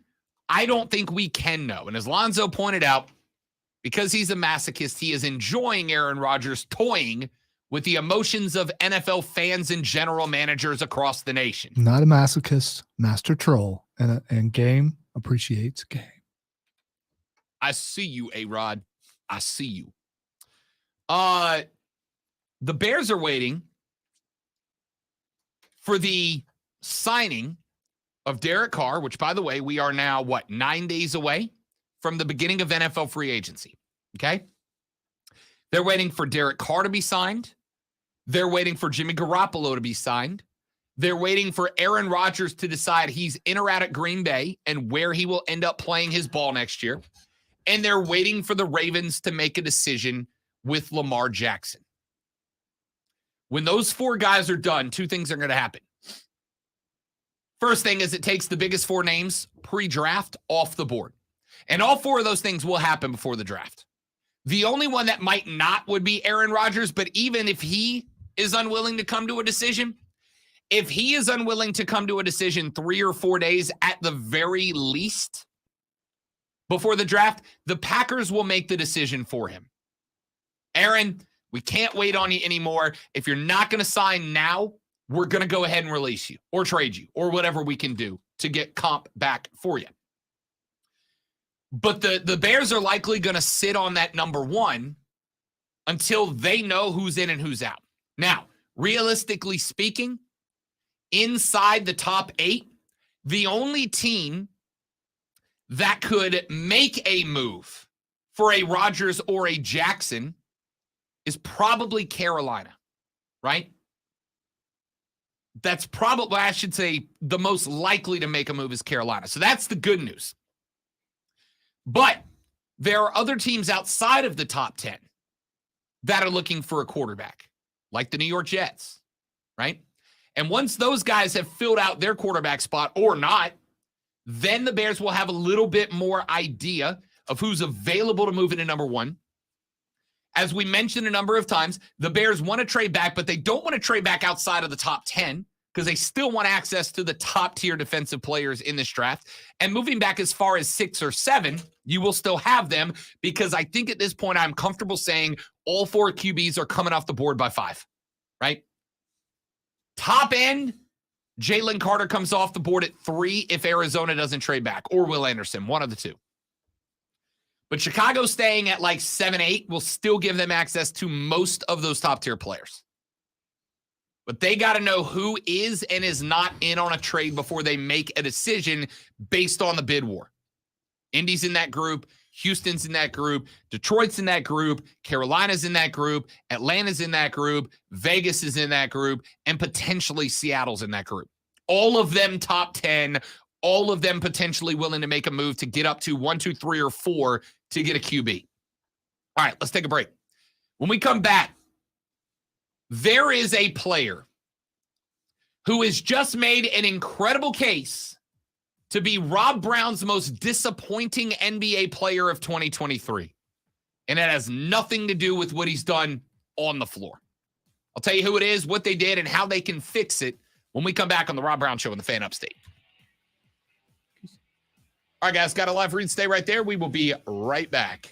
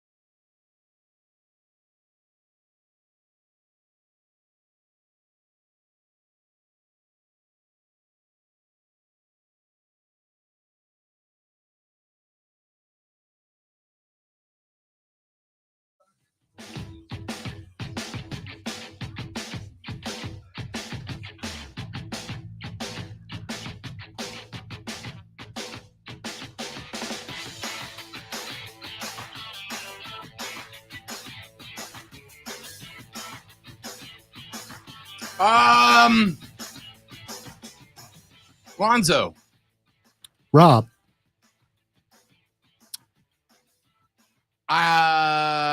You know what? Get the glass. Get the glass. I think this is glass-worthy. Breaking news brought to you by our friends at BetQL. Be a better, be smarter, beat the books with BetQL. Grab that BetQL app and make sure you are on top of the game if you're like me and like putting a little jingle down on the athletic competitions.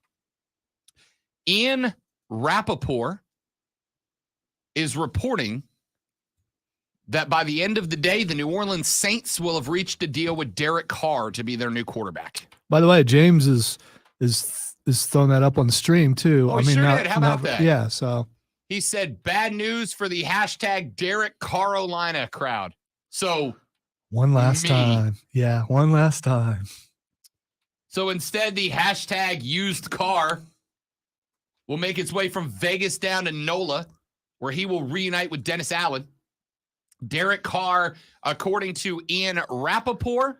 Wait, I just realized that you are a New Orleans Saints fan. You just realized that? Are you excited about the fact that Derek Carr is going to be your quarterback? Because you were really excited about the possibility of him being in Carolina. Do you think the same about your team? Is it an upgrade at quarterback from Andy Dalton? That's a yes or no question. Are you abstaining? No, I'm trying to think. You don't think it's an upgrade from Andy Dalton? Again, I'm legitimately over here trying to think. Andy Dalton, when he has a good game, is very efficient. I'm not looking for efficient. I'm looking for who's a better quarterback, Derek Carr or Andy Dalton. I will say this: Derek Carr is younger. Okay, let me answer for Lonzo. And I no. You answer for yourself. I am answering for me, and I can't answer it because I don't know. I don't believe in Derek Carr the same way you do. I know what we get with the rifle. I mean, on good days, his soulless eyes look down the field. He is a ginger. He is a ginger. You know how that works. Listen, and he is a villain. I mean, look at that guy. As red as his beard is and stuff, that dude's a villain from a video game for sure. He's got great hair though, and he could be listening right now, so I'm a little bit afraid of him. So, but anyway, I Carr's overrated. I just do. The answer is yes. Derek Carr is a better quarterback than Andy Dalton. I appreciate the voice, man. That's the condescending thing. That's just it's well done. It doesn't really work. At least for me. What do you mean it doesn't work? It works perfectly. Well, when you're being condescending to someone, it needs to irk them, make them mad, that kind of stuff. This does not really work, at least not in this case. Because you're going, Derek Carr is better than Andy Dalton. Like, what a conversation that is. To be fair, it's not the most inspiring thing I've ever said about my own football team. Derek Carr has the potential within the right offense to be a very good quarterback. I'm not going to say great. I'm not going to say Pro Bowler, Hall of Famer. He was a Pro Bowler this year. Hey, who's the coach for New Orleans? The walking fart noise that is Dennis Allen. What's the who runs the offense over there? Because I don't remember. Well, it was Pete Carmichael, but I believe we have moved who on. that? Oh, come on, Hudson. Did you really want Derek Carr to be the quarterback for it? Ain't happened yet. It's just being reported. For the sake of the argument, Lonzo, there were quite literally tens of us who thought that was a good move. But you don't seem, extremely thrilled about the fact that he's now probably going to be your quarterback. Here's the thing. The Saints could have signed Aaron freaking Rodgers, and I'm just not inspired because the coaching staff's a joke, right? Like, it's just a joke of a coaching staff under Dennis Allen. This is the same Dennis Allen that got to a, 3-8 record or whatever we were at the midway point.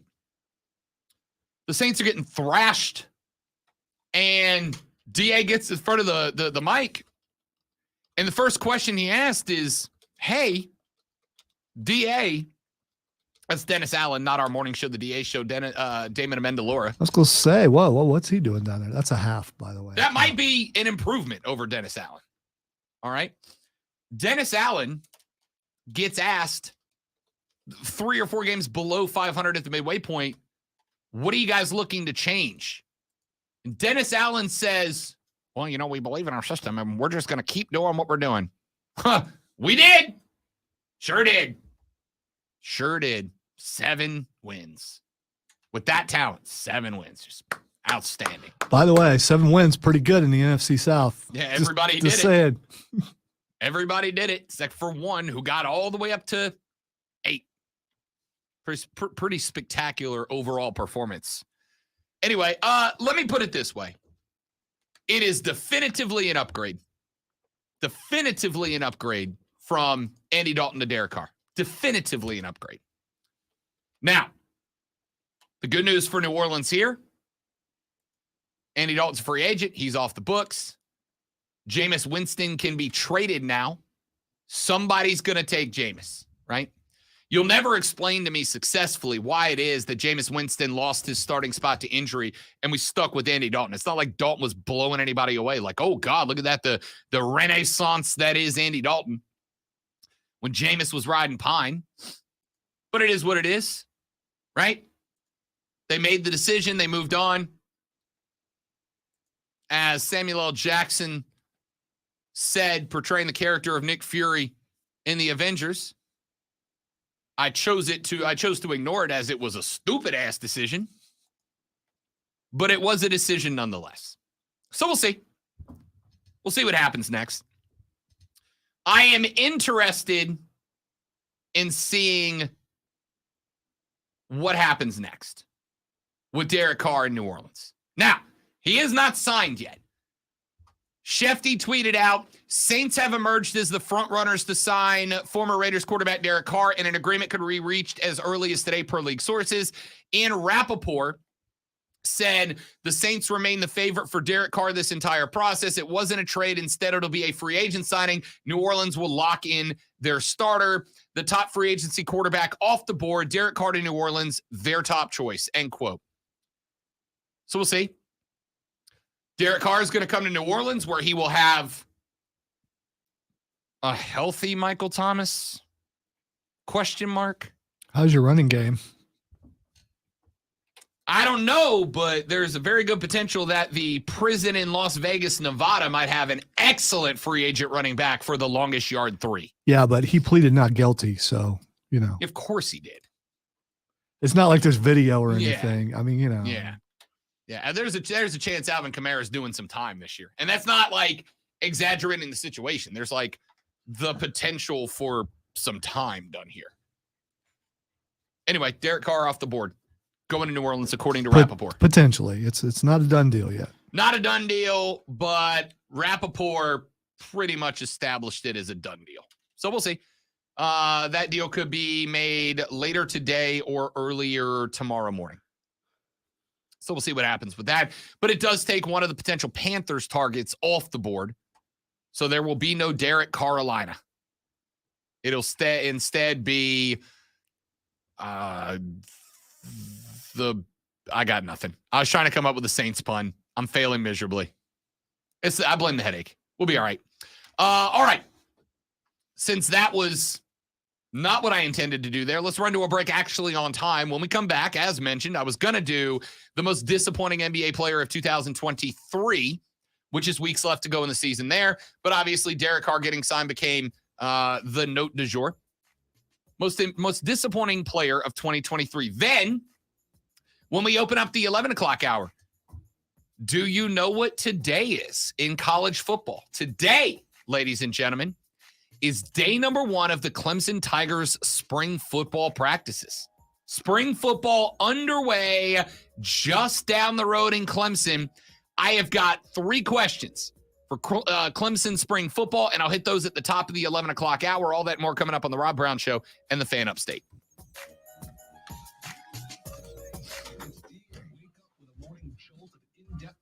Analysis and discussion every weekday at 6 on the DA Show. Only on the Fan Upstate. I'm Chuck Sanders. Here's the Sports Flash on the Fan Upstate.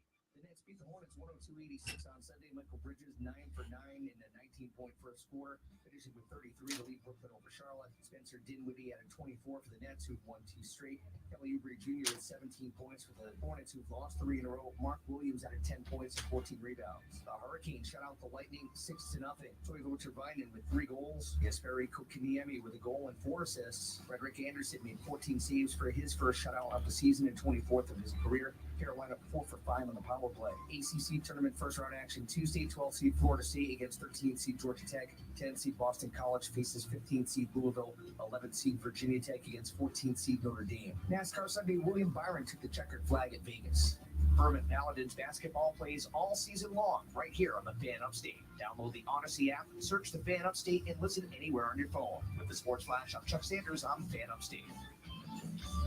All right, guys, I'm going to run into the restroom real quick and get some more headache medication. We'll be back. Don't go anywhere. Stay right there.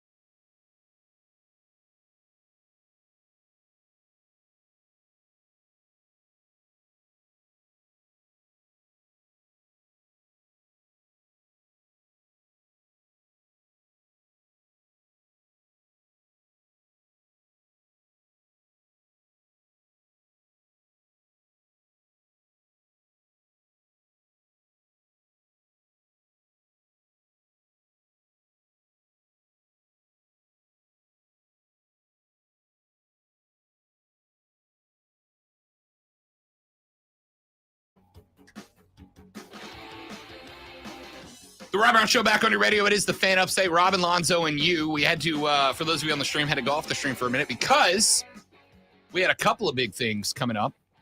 I will tell you what most of them are later on in the week as we get the deets worked out. But we got a couple of big-name guests that could be potentially joining us over the next couple of weeks as we get closer to SC Comic-Con, one of my favorite events of the year. And I will also tell you, for the 7 of you that have asked, that I got informed during the break that we are about 90% of the way to the triumphant return of Bet for the Cycle with me and Cody Decker and Hayton Ass Mario. It's floating.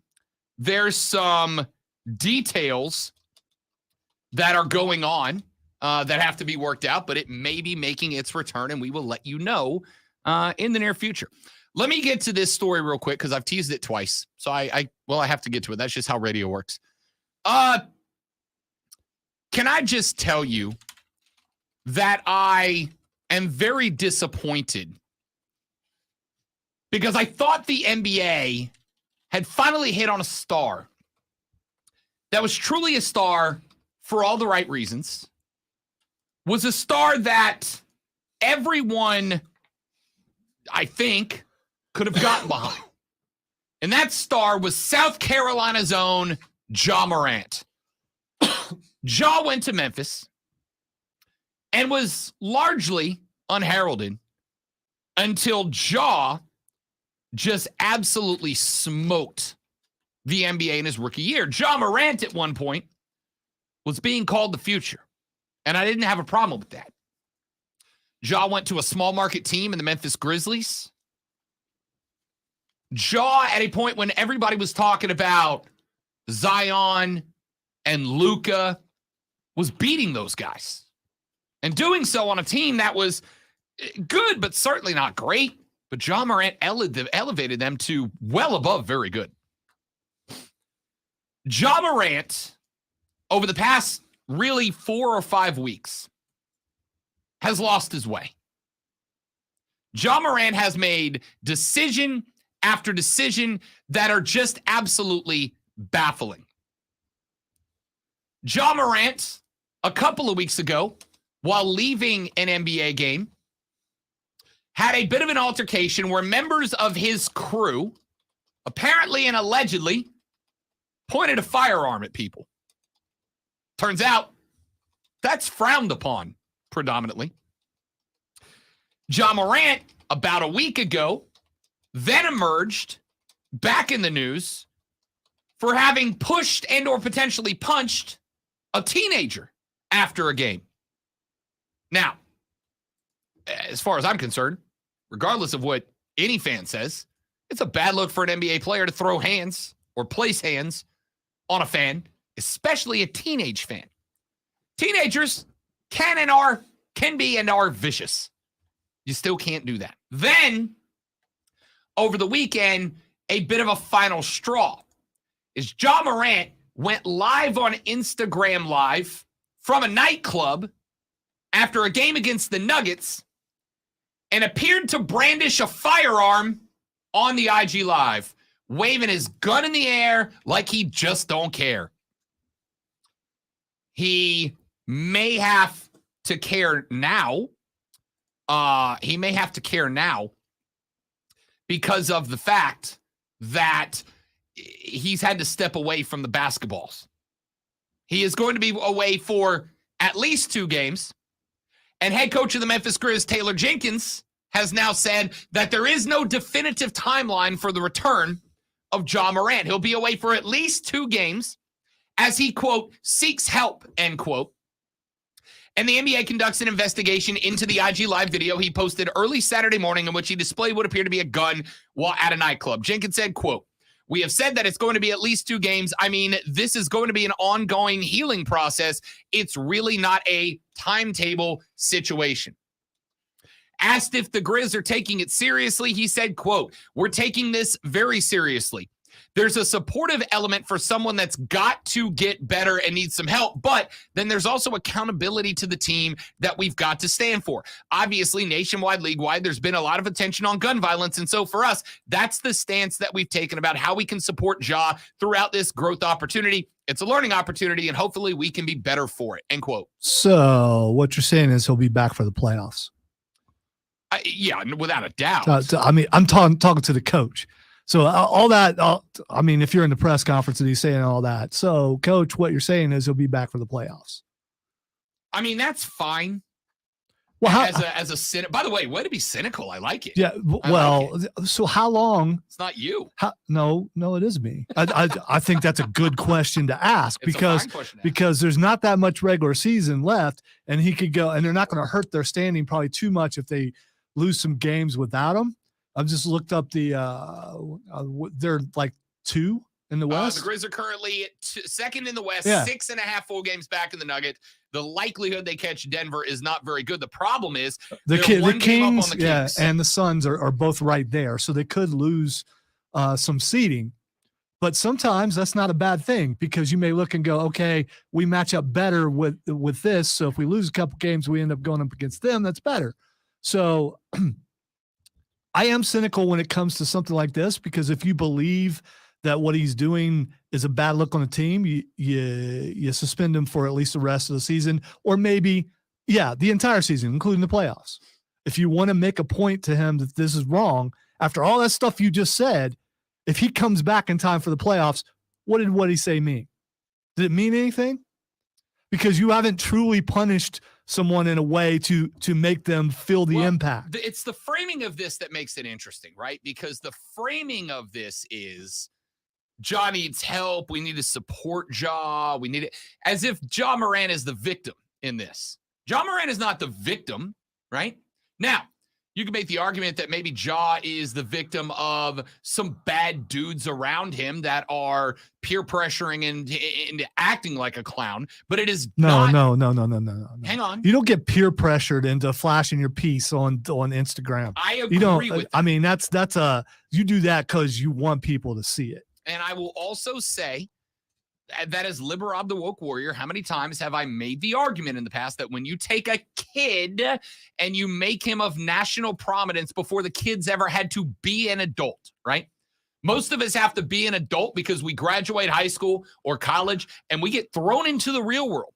And you have 2 options, which is either you learn how to adult or you sink, right? But when you're a player, the stature of a Ja Morant, a Zion Williamson, a LeBron James, and the talent that you have as an NBA quality player is recognized in high school, you never have to be an adult. Yeah. You're never thrown to the sharks. But you put him in the company of Zion and LeBron. How much trouble have they ever been in like this? That's fair.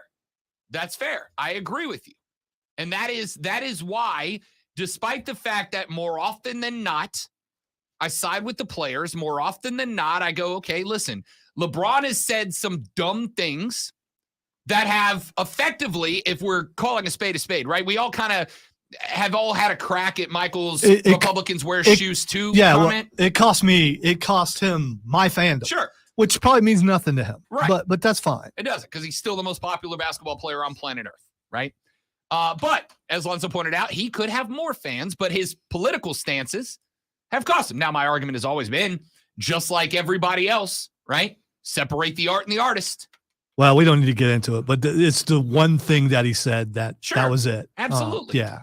But the difference here is LeBron said something about politics. This may shock you. I've got a lot of friends who I vehemently disagree with politically, but we're still boys. All right, this wasn't politically. He said you're next talking to a cop. That was bad. That was really Real bad. Yeah. Dumb thing to say. I mean, and also, if you're a Democrat, I don't care. I mean, I think the best athletes realize that they don't need to put their politics out there so they can make more money, because most people come to sports to get away from all that stuff. I disagree with that entirely. I think every athlete has the right to be a human being. It is not LeBron's fault that every time he farts, it becomes national news. He has the right to express his I don't politics think- just like you do. I don't think it does because It's an exaggeration. Yeah, slightly. because I mean, if you're clearing the bench, I guess maybe, Right. but if not, people are going to go, "Oh, it's LeBron." Don't say anything. You might So- get kicked off the team. with the Ja Morant thing, right? With It's like when your grandpa lets go, you can't say anything about it because it's your grandpa. with the Ja Morant thing, right? And keep in mind, Texter says, I don't get all the Ja Morant drama. Was it stupid? Yes. But the last time I checked, the Second Amendment gives the right to bear arms. Does he have a license? And if so, it's okay. I'm going to go ahead and tell you, I don't care if you have a license. If you walk into a shopping mall and start waving a piece around, there's repercussions for that, right? There are certain responsibilities. Unless there's a gun store in the shopping mall and you're waving the gun going, "Hey, man, can I get some help over here? I want to wish buy you this." The best of luck with that. Yeah, the best it's of probably luck. not a good move, but it doesn't The mean, best you of know. luck. There are certain responsibilities and restrictions that come with that. I am a gun owner, right? I am not trying to be the outlier. I am a gun owner. I shoot. No problem. But you're also not going to catch Rob Brown waving his piece in a nightclub because I wouldn't even bring it to a nightclub. There's nothing good that's coming out of that, right? So all of that being said, Ja Morant had the opportunity. I'm not even kidding. I truly think to replace LeBron James as the face of the league if and when LeBron called it a career. Why? Ja went to a small market team, has fully bought in and committed to Memphis, was a star attraction, star player, and the likability factor was off the charts, right? Was there anything about Ja before the playoff run last year in Memphis? Was there anything about Ja that you didn't like? I got nothing, right? It wasn't like he was a huge trash talker on the floor. He didn't really get into guys' faces. He just celebrated with the Grizz fans. Like, he was a very likable dude. And now this is, in the past 6 weeks, the third stupid thing that Ja Morant has done. And all of it completely unnecessary, right? Now, you got to keep in mind with the gun thing. Aside from the right to bear arms, the other aspect is the NBA is right now, and has been for about 5 years now, in the midst of an anti-gun violence campaign. Let me be very clear and emphasize the word violence. A very anti-gun violence campaign in which they have had stars of the league, Durant, LeBron, etc., making PSAs to try to restrict gun violence, which I think, whether you're pro-gun or not, restricting gun violence is something we should all strive for, yeah? So the NBA can't be like, we got LeBron and KD out here making anti-gun violence PSAs while Ja's up in the club waving his firearm in the air like he just don't care. It's just a terrible look. Ja Morant could, should, and might still down the line, if he gets his act together, gets his life together, and gets rid of the clowns in his posse that keep leading to these dumb decisions over and over, Ja Morant could easily become one of, if the most celebrated players in the NBA, because he's done everything right till about 6-7 weeks ago. And now all of a sudden he's just doing everything wrong. Most disappointing player in the league of this season. You know, we've seen this happen before where you bring your friends along with you and they end up costing you. And then there are other guys that go, you know what? I got to let that go because this is going to cost me my livelihood and all that kind of stuff. And they stop doing that. Hopefully this is the case, or at least stop being so visible with it. I mean, look, it's real simple. If I bring one of my guys to the club with me and they cause a problem, that's the last time he's coming to the club with me. Sorry, dude, but I am a public figure. It turns out I'm only slightly behind Ja Morant in the public visibility spectrum. well, in South Carolina, especially in the upstate, I'm a huge deal. Rob is everywhere. Huge deal. So if any of my boys come out and act a fool and make me look bad, it's the last time they're coming out with me. And Ja needs to know that now. My man, don't go down that path. Don't go down the path where guns and violence is how you prove yourself. You are on the verge of becoming the most visible NBA, the most beloved NBA player right now, and you're throwing it all away over what? A dumb image? All right, let's take a break. Now I got Genesis in my head, throwing it all away. When we come back, ladies and gentlemen, today is day 1 of spring practice for the Clemson Tigers. I got 3 question marks that I would love to see Dabo and the gang answer, And I'll tell you what they are when we come back. It's spring football, baby! Let's hit it up hard on the return of the Rob Brown Show in the Fan Upstate. I just looked at the clock. I was taking care of something else, and I wasn't paying attention. It's not your fault. That's me for sure. And don't even try to take it. That's my deal. That's part of my job, and I didn't do it. Because I'm a slacker and I'm a loser, and I'm just going to go leap out the door. I'm not jumping out the window. It's not that bad, but he said he would try on the other stuff. Okay. But I told him that we have a pretty good relationship with that company, and that we, as in you, could reach out to them and about the wrestling. I can do that today. Yeah. Unless Rob doesn't want me to. No. He said good. Okay. He said go ahead and do that. And you can tell them specifically those three are going to be here, and if we can get one or all three, obviously not at the same time. And StreamYard would be awesome on all this stuff. If we Concur could get it. completely.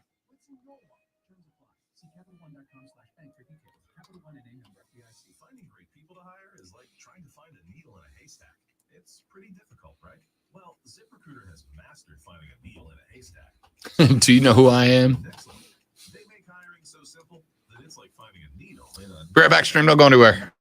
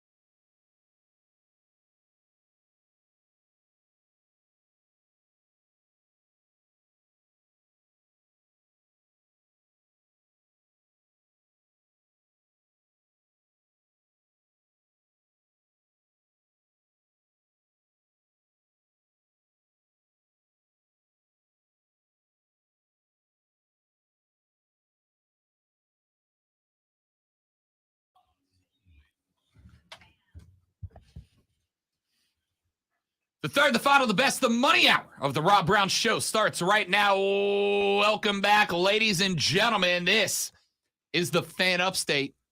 I am Rob Brown, the great one, Lonzo, on the other side of the metaphorical glass today. Lot going on.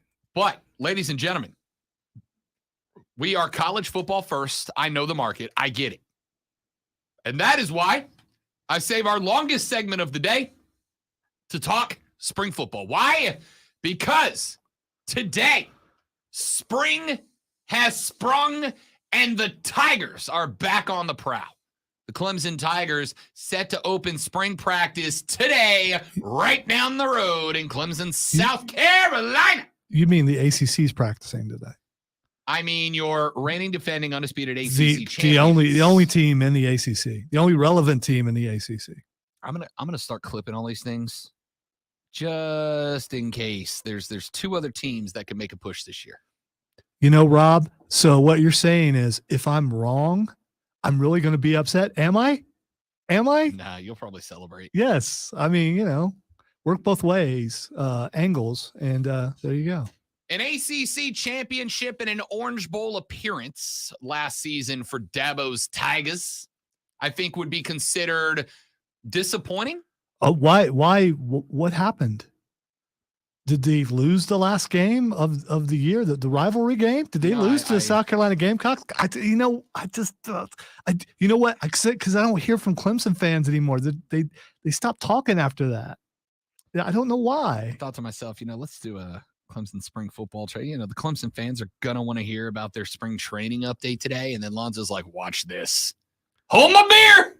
No. This is not a watch this moment. This is me being consistent, as I have throughout my career, in the bashing of one fan base.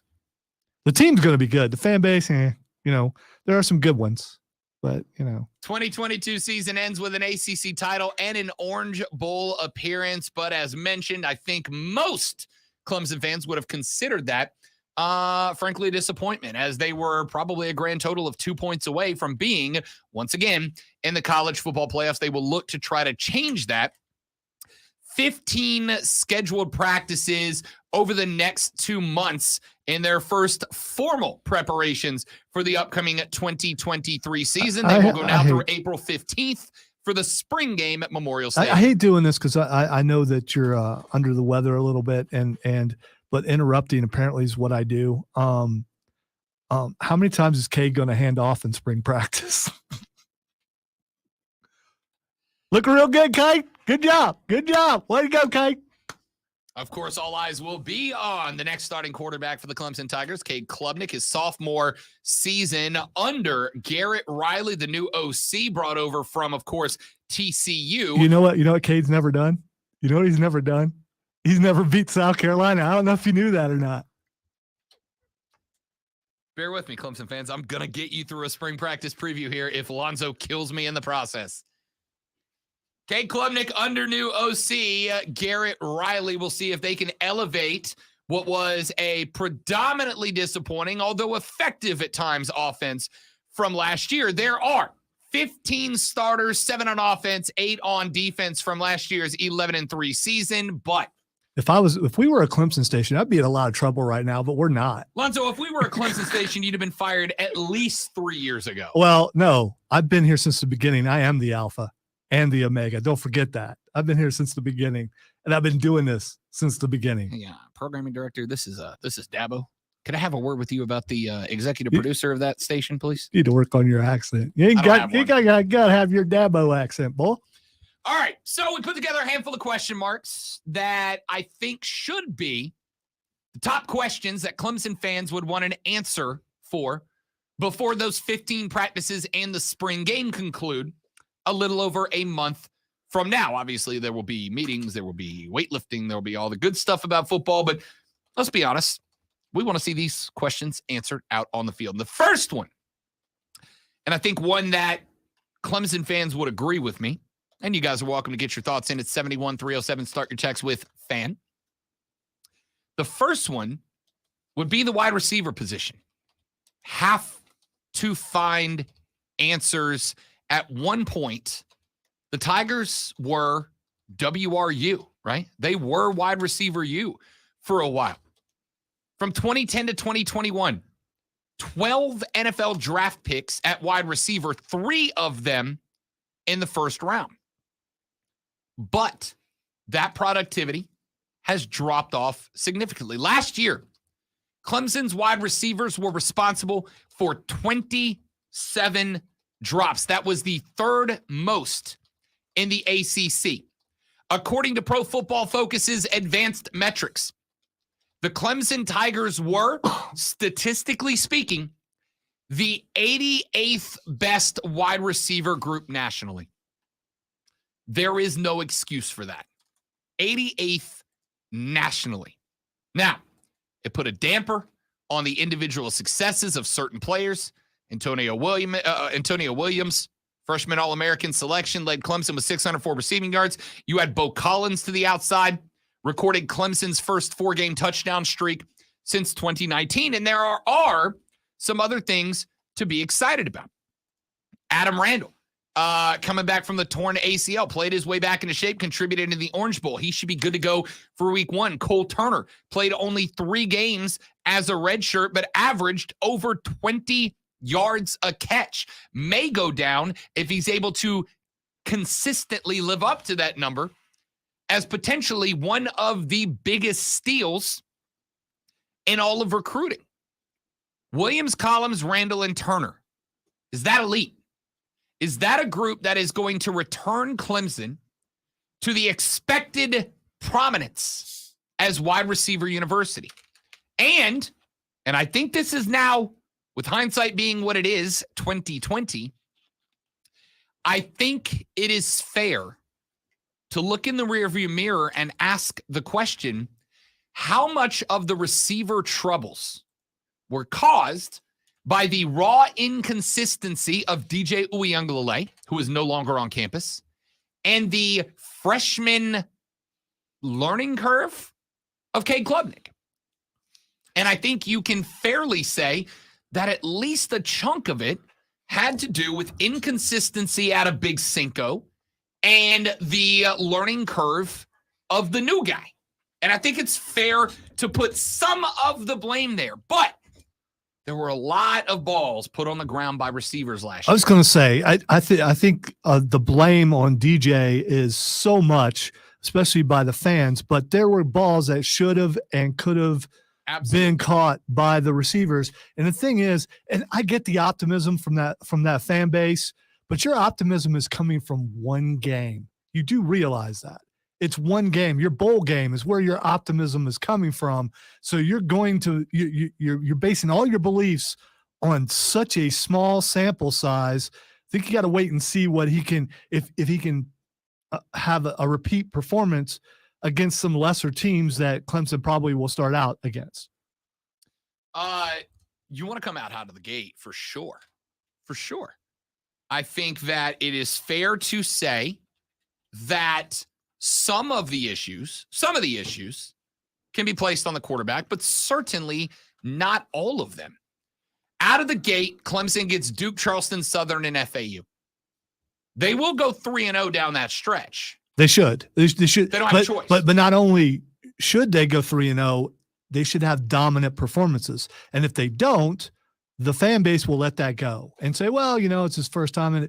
But they need to hold him to the same standard that they held him to in that bowl game, that if this guy that played in this game would have played all year, it would have been different for Clemson, which means he needs to come in out of the gate and do exactly what they think he would have done if he would have played the entire season last year, which you might have lost a couple more games if Cade was the starter, because I do believe it's exactly what Rob is saying. It took him a while to acclimate to college football. I don't think it's a matter of loyalty, although it probably comes into play a little bit, especially with Dabo. But we've seen in the past, if the freshman quarterback is that much better, they come in and they play the entire season, and that did not happen. We will find out. They get Duke, Charleston Southern, and FAU. Then September 23rd, the 4th game of the year, they've got Florida State coming to town. And that is a potential ACC championship preview. And then we're going to find out if Florida State is back the way you've been saying they're back. Correct.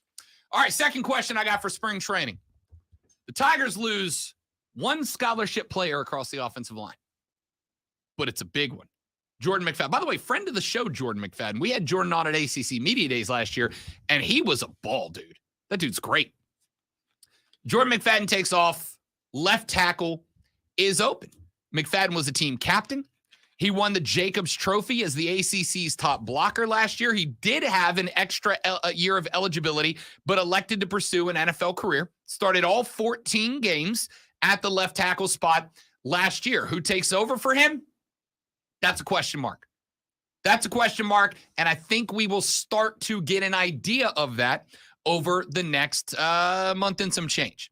Tristan Lee is McFadden's primary backup from last season. He is the number 14 recruit in that class, is expected to get reps at that spot. Colin Sadler, former four-star recruit who played tackle in high school but ended his redshirt season as a backup, played at left guard. Both of them are similar in size and stature at 6'6".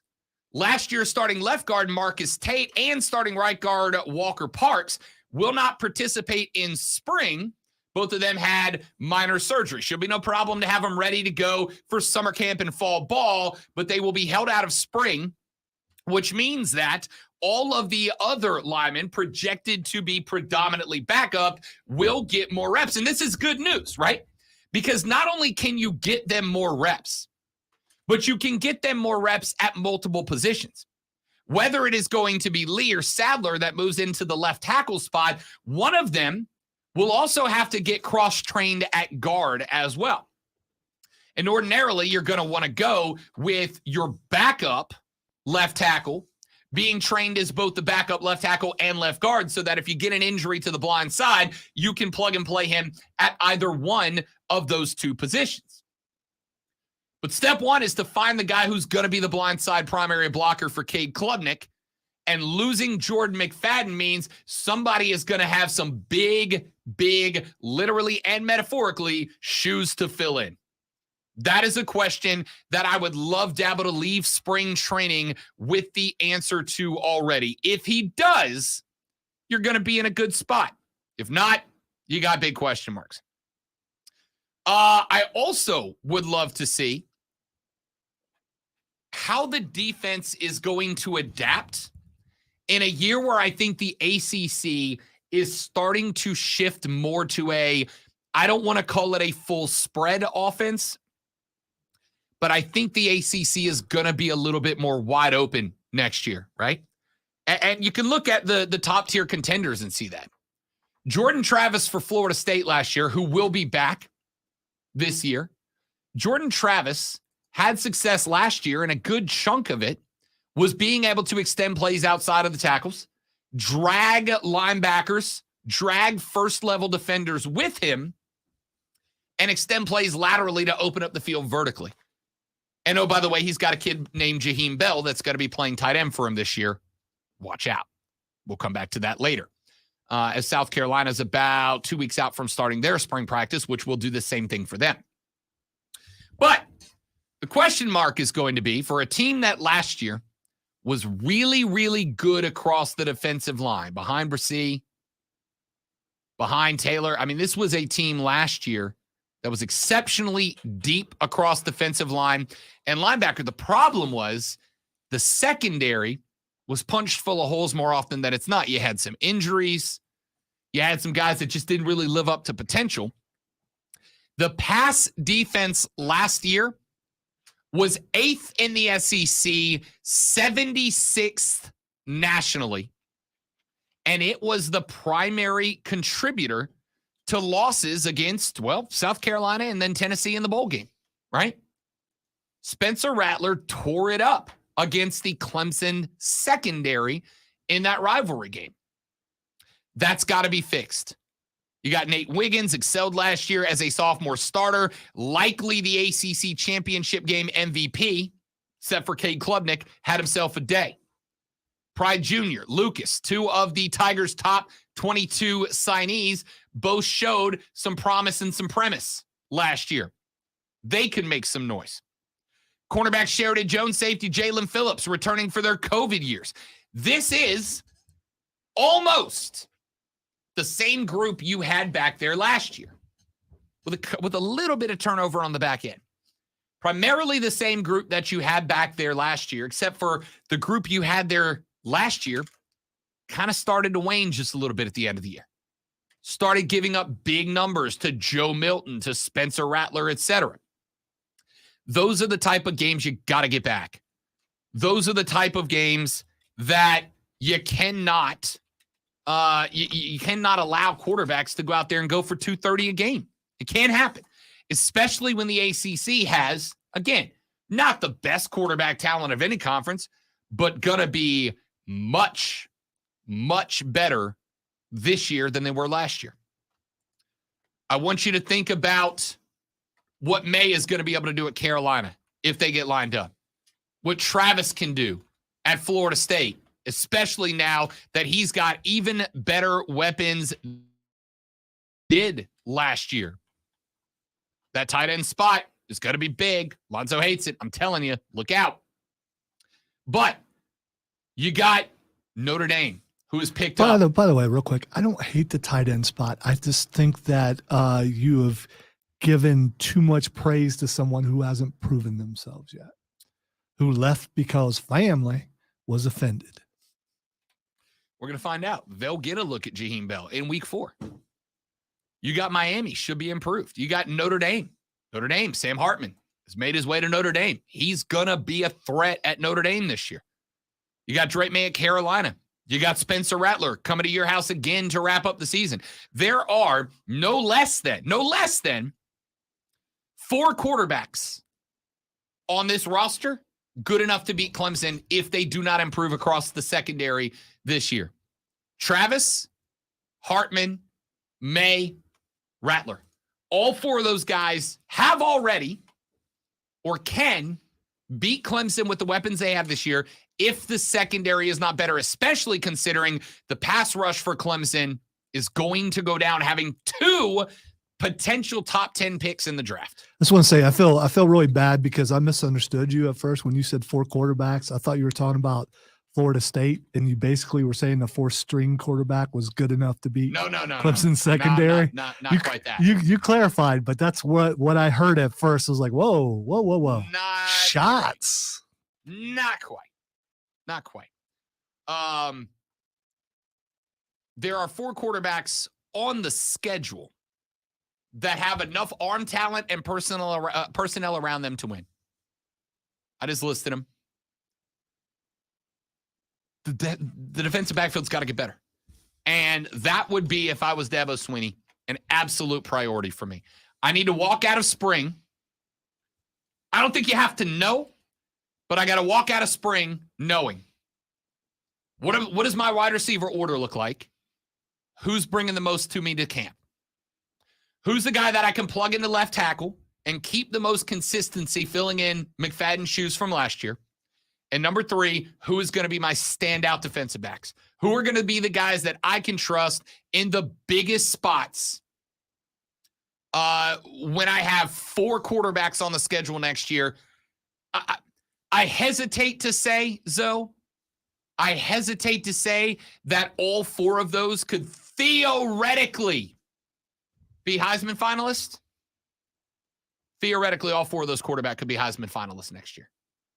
Depending on what South Carolina's offense looks like, Spencer Rattler is the least likely of those 4. Hartman at Notre Dame, May at Carolina, Travis at Florida State. I think all 3 have better Heisman potential than Spencer Rattler. But if Rattler goes out and plays 12 games, like he did the last 2, he could be there too. Can Clemson's defensive backs get ready for that? Let's take a break. We'll come back here in just a minute. Got a few more things I want to get to before we call it a day on the Rob Brown Show and the Fan Upstate.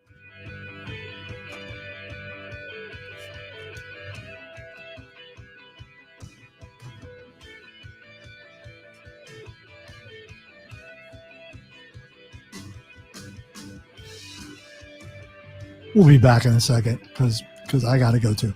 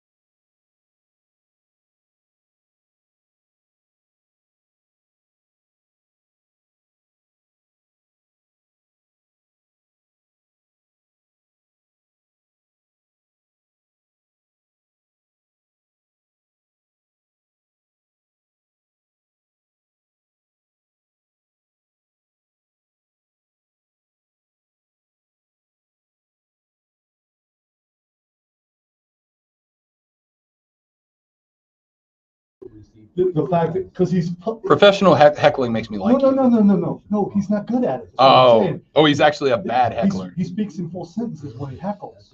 And I'm just Adam looking at Hagman Page, I'm very disappointed in your chance of bringing an electric vehicle to the ring. No, that's it.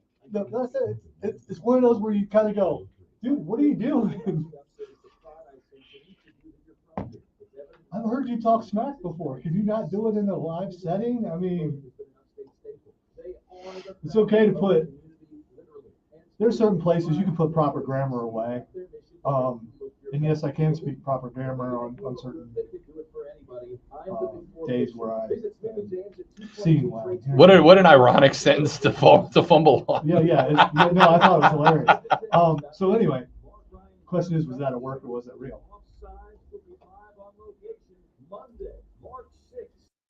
I muted the wrong mic, so they couldn't hear that. So anyway. Oh, that's too bad. That was a moment of art. Maybe I actually did it on purpose. That too. No, you cannot heckle in full sentences. You can't do that. It's okay to have horrible grammar. Certain places, apparently, it's okay to curse. But yeah, it just to the point when you're yes, if you're heckling in a well-spoken sentence, it's almost embarrassing in that setting. A heckling paragraph. Yeah, I was kind of embarrassed, like, okay, I wanted to say, could you please stop doing that? It's just too polite. It doesn't work here.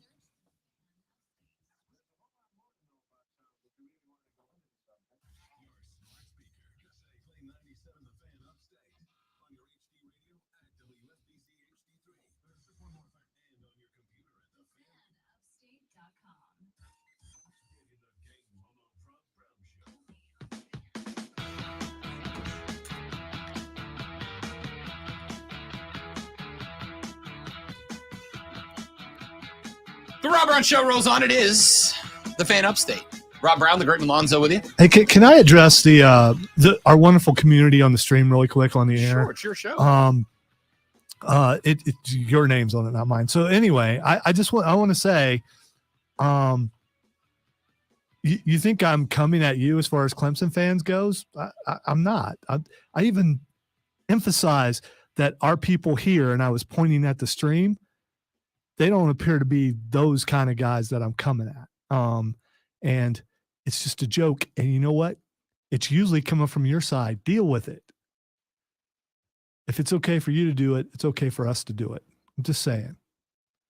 All right. I yield the floor. Oh, thanks. Feel better? You get it out? No, it's not that I'm defending myself. I don't want to offend some people. Other people's I absolutely want to offend them other people's because they know who they is. All right, let's talk basketball for just a minute. March Madness is just around the corner. Of course, we have the conference championship tournaments getting fired up on Wednesday.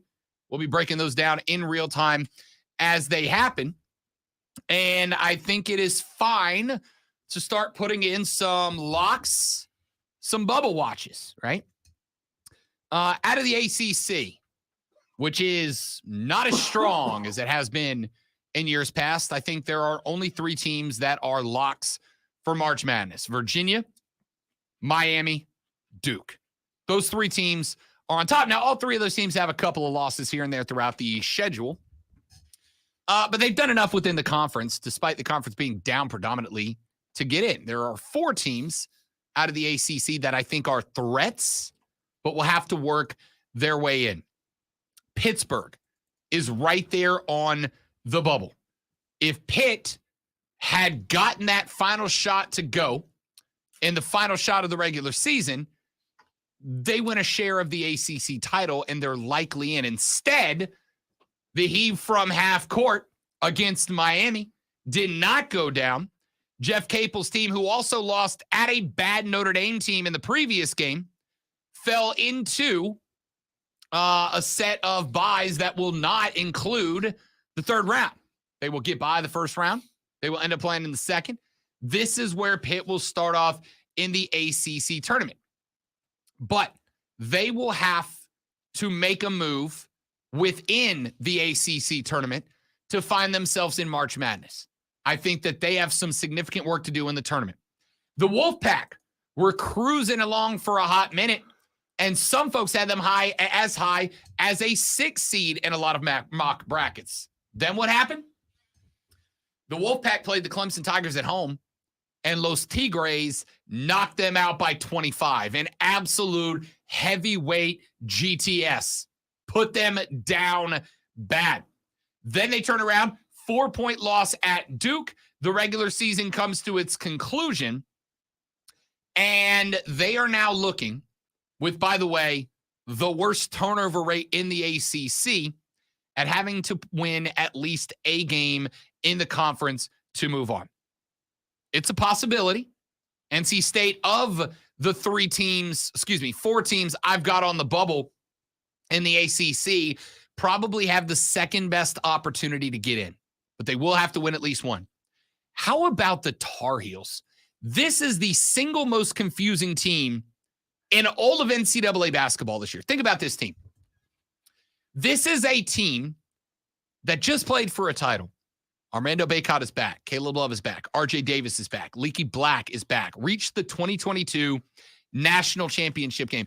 Lonzo, if I told you that a team that played for a March Madness natty brought back 4 of their 5 starters, I'm pretty sure you would not bet on them as being a bubble team, would you? No, I would be thinking that they're somewhere near the top. Yeah. Also, did you say Leaky? Leaky Black. That's his nickname, is Leaky? Yeah. Oh, okay. Yeah. I'm not sure that's a good nickname. I'm just saying. I don't know. Leaky Black last year was an absolute stud. I mean, he's still like good this year. His real name is Rashawn Malik Black. By the way, I want to point out that I hang on to every word that Rob Brown says, but there are, some things that just stand out, and I just need clarification. Leaky and the gang are 19-12. They were swept by Duke this year. They are, dig this, in quadrant 1 games, that is against the best competition on your schedule, 1-9. Really? They are against teams currently projected by Lunardi to make the bracket, 2-10 against tournament teams, 1-9 in Q1 games. But they are 17-2 against teams that are not projected to earn an at-large bid, which means that they can beat the bad teams, but they're struggling against the good teams. And somebody say, how can they be 19-12? Threat for the ACC and not get in? And the answer is they lose to every good team. I was going to say their defense is leaky. That's why. See what you did there. Yeah, I couldn't. See what you did there. North Carolina is on the bubble. They may also have to make a deep ACC tournament run to force their way in. How many times have I told you guys? L's hurt you more than W's help you. W. L's hurt you more than Dubs, or L's hurt you more than Dubs help you. And Carolina might be the perfect example of that. 17-2 against teams not projected to make the tournament, 2-10 against teams that are. This team's going to be well over 500. This team is still having to make a run to get in. There is a very good chance that Carolina does not make it in, despite bringing back 4 starters from a natty team last year. That's unbelievable.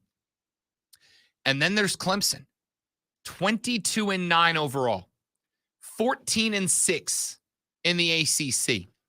They are good, except for L's to South Carolina, a bad team. Loyola Chicago, a bad team. Boston College, a very mediocre team. And Louisville, a bad team. Those 4 losses crush you. They crush you. You've got a couple of good losses if you can have such a thing. But those 4 losses crush you. Yeah, but at the same time, Clemson can still win their tournament, right? Absolutely can. If they win Everybody in the ACC can still win the Yeah, tournament. if they win their tournament, none of that's going to matter. Correct. The problem is, knowing what we know, I described last week on Friday, and I had 3 different Clemson fans tell me that this was the right way to describe it. Brad Brownell's team is consistently inconsistent. Oh, that's definitely an apt description. And for the 5 Clemson basketball fans out there, because that's all there really are, I hope you guys win the ACC. don't know that Clemson has to win the ACC to make it to March. I know that they've at least got to make it through 2 games. They got to win a couple. I think, honestly, they've got to win a couple. Here's how the bracket sets up for Clemson. I told you last week what the possibilities were. Here's how it lines up. The good news is Clemson did earn the 3 seed in the ACC, which means as the 3rd seed that they are bumped into not having to play until the 3rd round. That's good news. That earning that basically earns you a free win, right? A free win. Making the title game for the ACC, which would include winning 2 games, just making the championship game, I think, gets you into March. Here's how that side of the bracket lines up for you.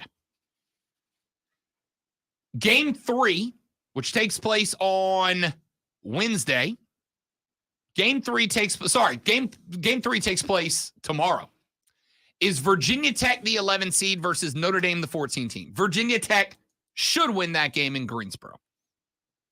The winner of that game in Game 7, which will take place at 9:30 on Wednesday evening, will get number 6 NC State. NC State should win that game.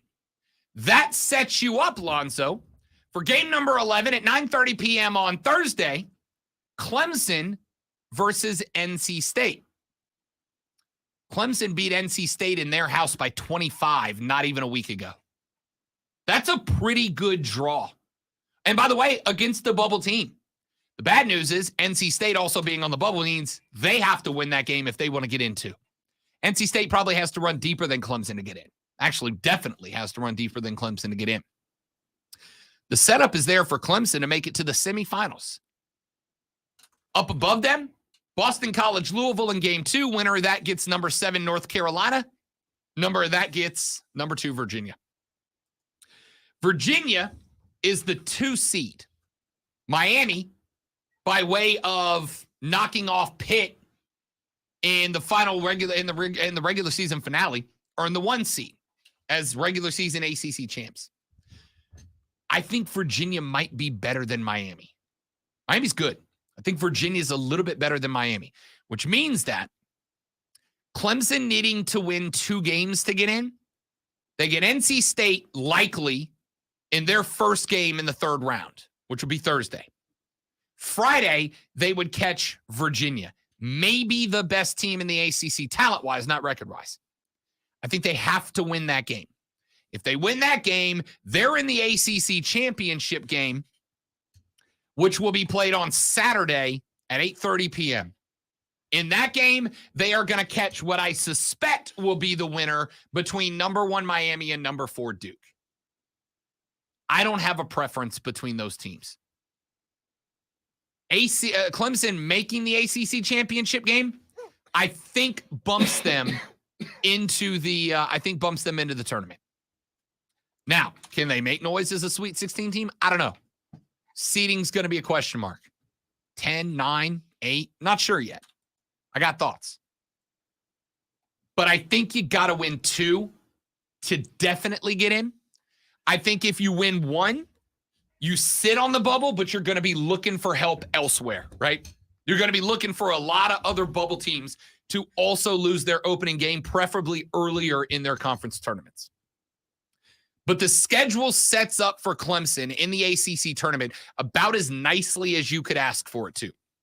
You're going to get the best out of Tech, Notre Dame, and NC State.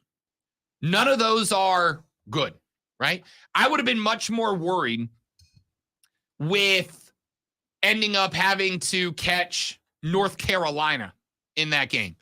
I like getting North Carolina, Virginia, and taking the winner of that. Because that's a 2-7 matchup where that Carolina team also squarely on the bubble, but with significantly higher expectations to start this tournament.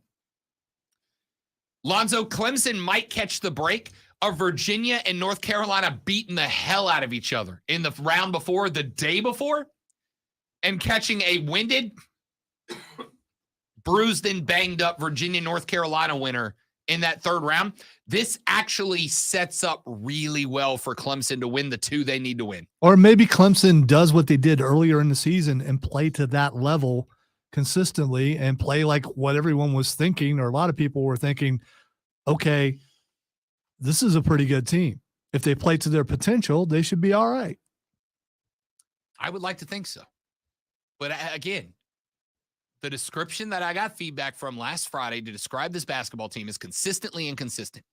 I have told you guys a number of times that I think Clemson might have, arguably, the most underappreciated, consistent performer in the middle in PJ Hall.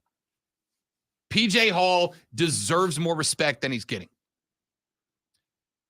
Clemson went up against Virginia to wrap up their season, and Virginia had to dig deep late in that game to pull away very late. They can beat Virginia. Clemson, frankly, I think can beat anybody in the ACC. But they, as Lonzo said, they just play up or down without rhyme or reason. There's plenty of teams, Lonzo, that play up to their talent or up to their competition or play down to their competition. Clemson just plays up or down, and it doesn't feel like there's a rhyme or reason to it. I wish I was a better analyst so I could find the trigger of what moves them up or moves them down, but I can't. Clemson's too good to have lost to Louisville. It's just inexcusable. Boston College, it's inexcusable. You lose to Virginia, I get it. Carolina, I get it. Miami, I get it. But BC, the 10 seed, Louisville, really? Like that's where you end up? I don't get that. So anyway, I think you need 2 wins out of the ACC tournament. I think the bracket sets up well for you. Virginia Tech, Notre Dame, NC State, you get the best of those 3. Tech and the Irish open up tomorrow. Then the winner of that will play NC State. NC State's a team Clemson can beat.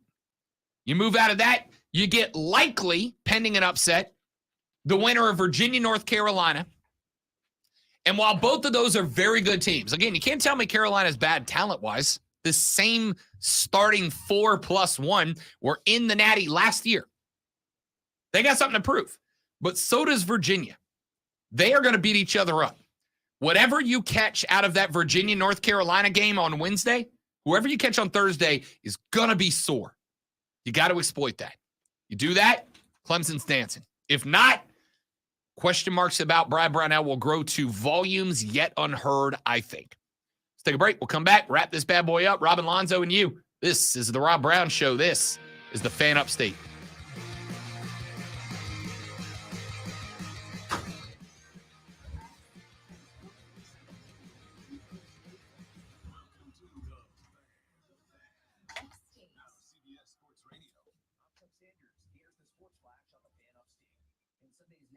Oh, dude.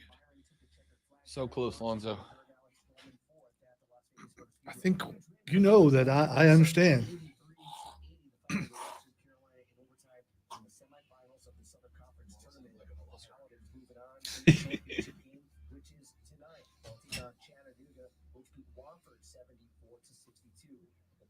Going into the championship matchup with momentum. They swept the season series against Chattanooga. The Paladins,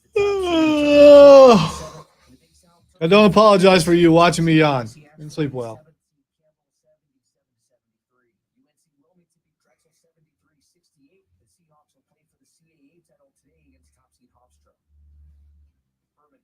Basketball plays all season long right here on the Fan Upstate. Download the Odyssey app, search the Fan Upstate, and listen anywhere on your phone. The Sports Flash, I'm Chuck Sanders. I'm Fan Upstate. And after the show, I have a ton of paperwork and stuff to do. It's going to be dark in there. It's going to be quiet. Yes, good luck. And I could drift. Just saying. Not gonna.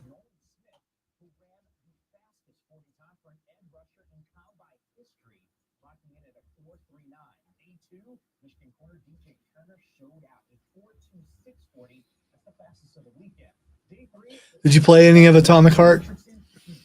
Yeah, I'm going to be real. I got through first 15, 20 minutes. Thank you. I don't love it. I don't either. I don't love it. There's some, first of all, way too much cinematics at the beginning Yeah. before you actually got to play.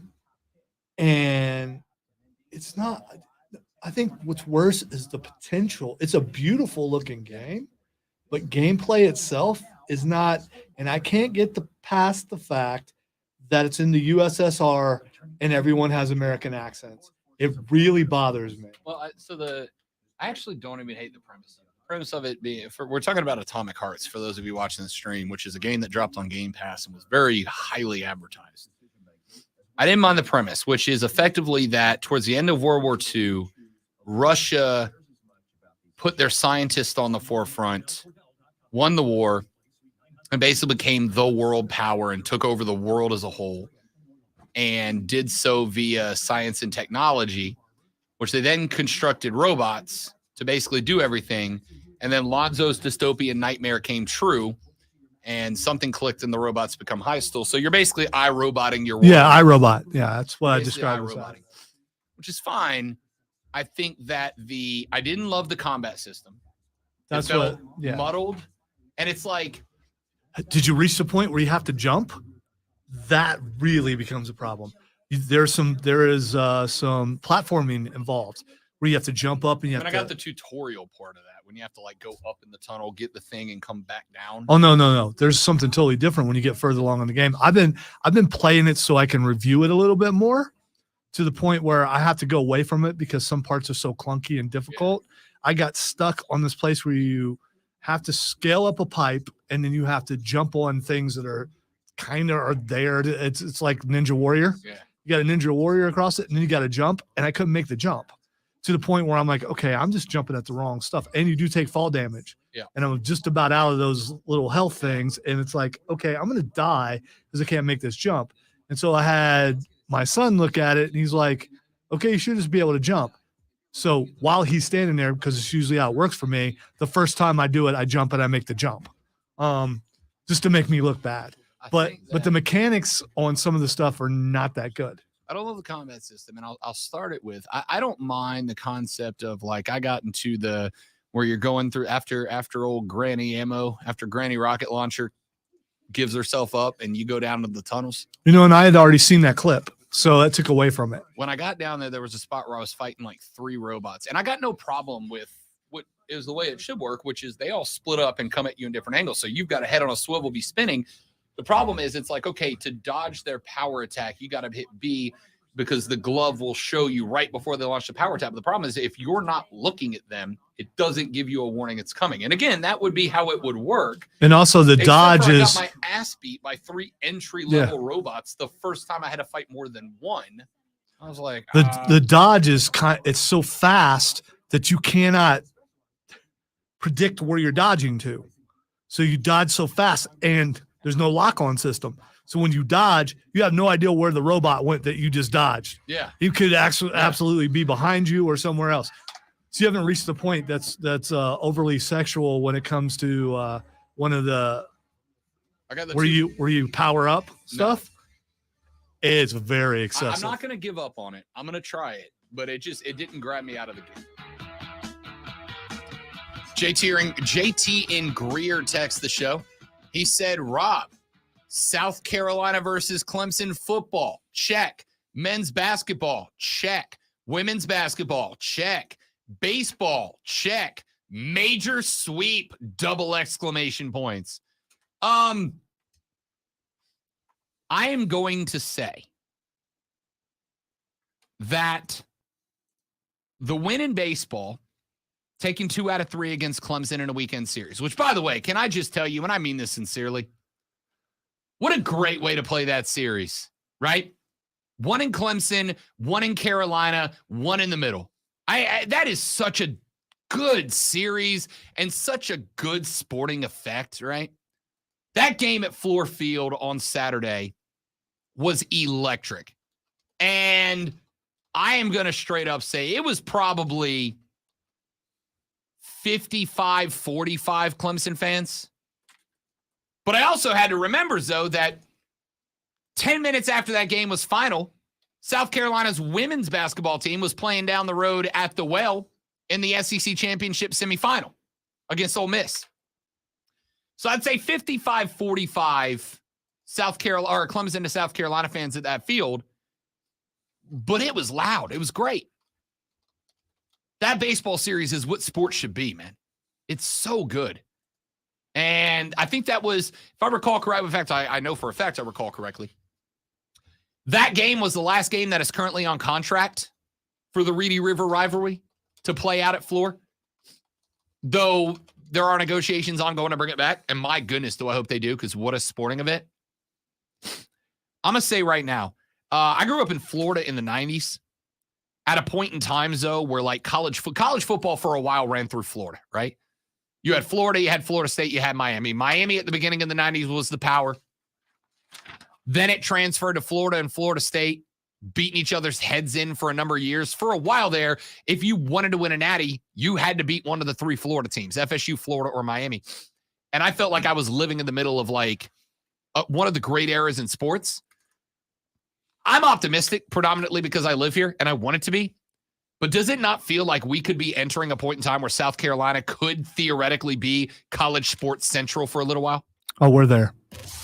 And now, the Rob Brown Show presents Twitter Trending Topics. All right, time for Twitter Trending Topics, where I tell Rob what is trending and he tells us why. The first thing that's trending is herpes. About once a week, Lonzo gives me a Twitter trending topic that just stops me in my tracks. It's all in the delivery, kids. It's not what I expected out of the gate. I'd expect you'd have dug that like 3 or 4 topics deep, like get me in a nice flow, a nice rhythm. Nope.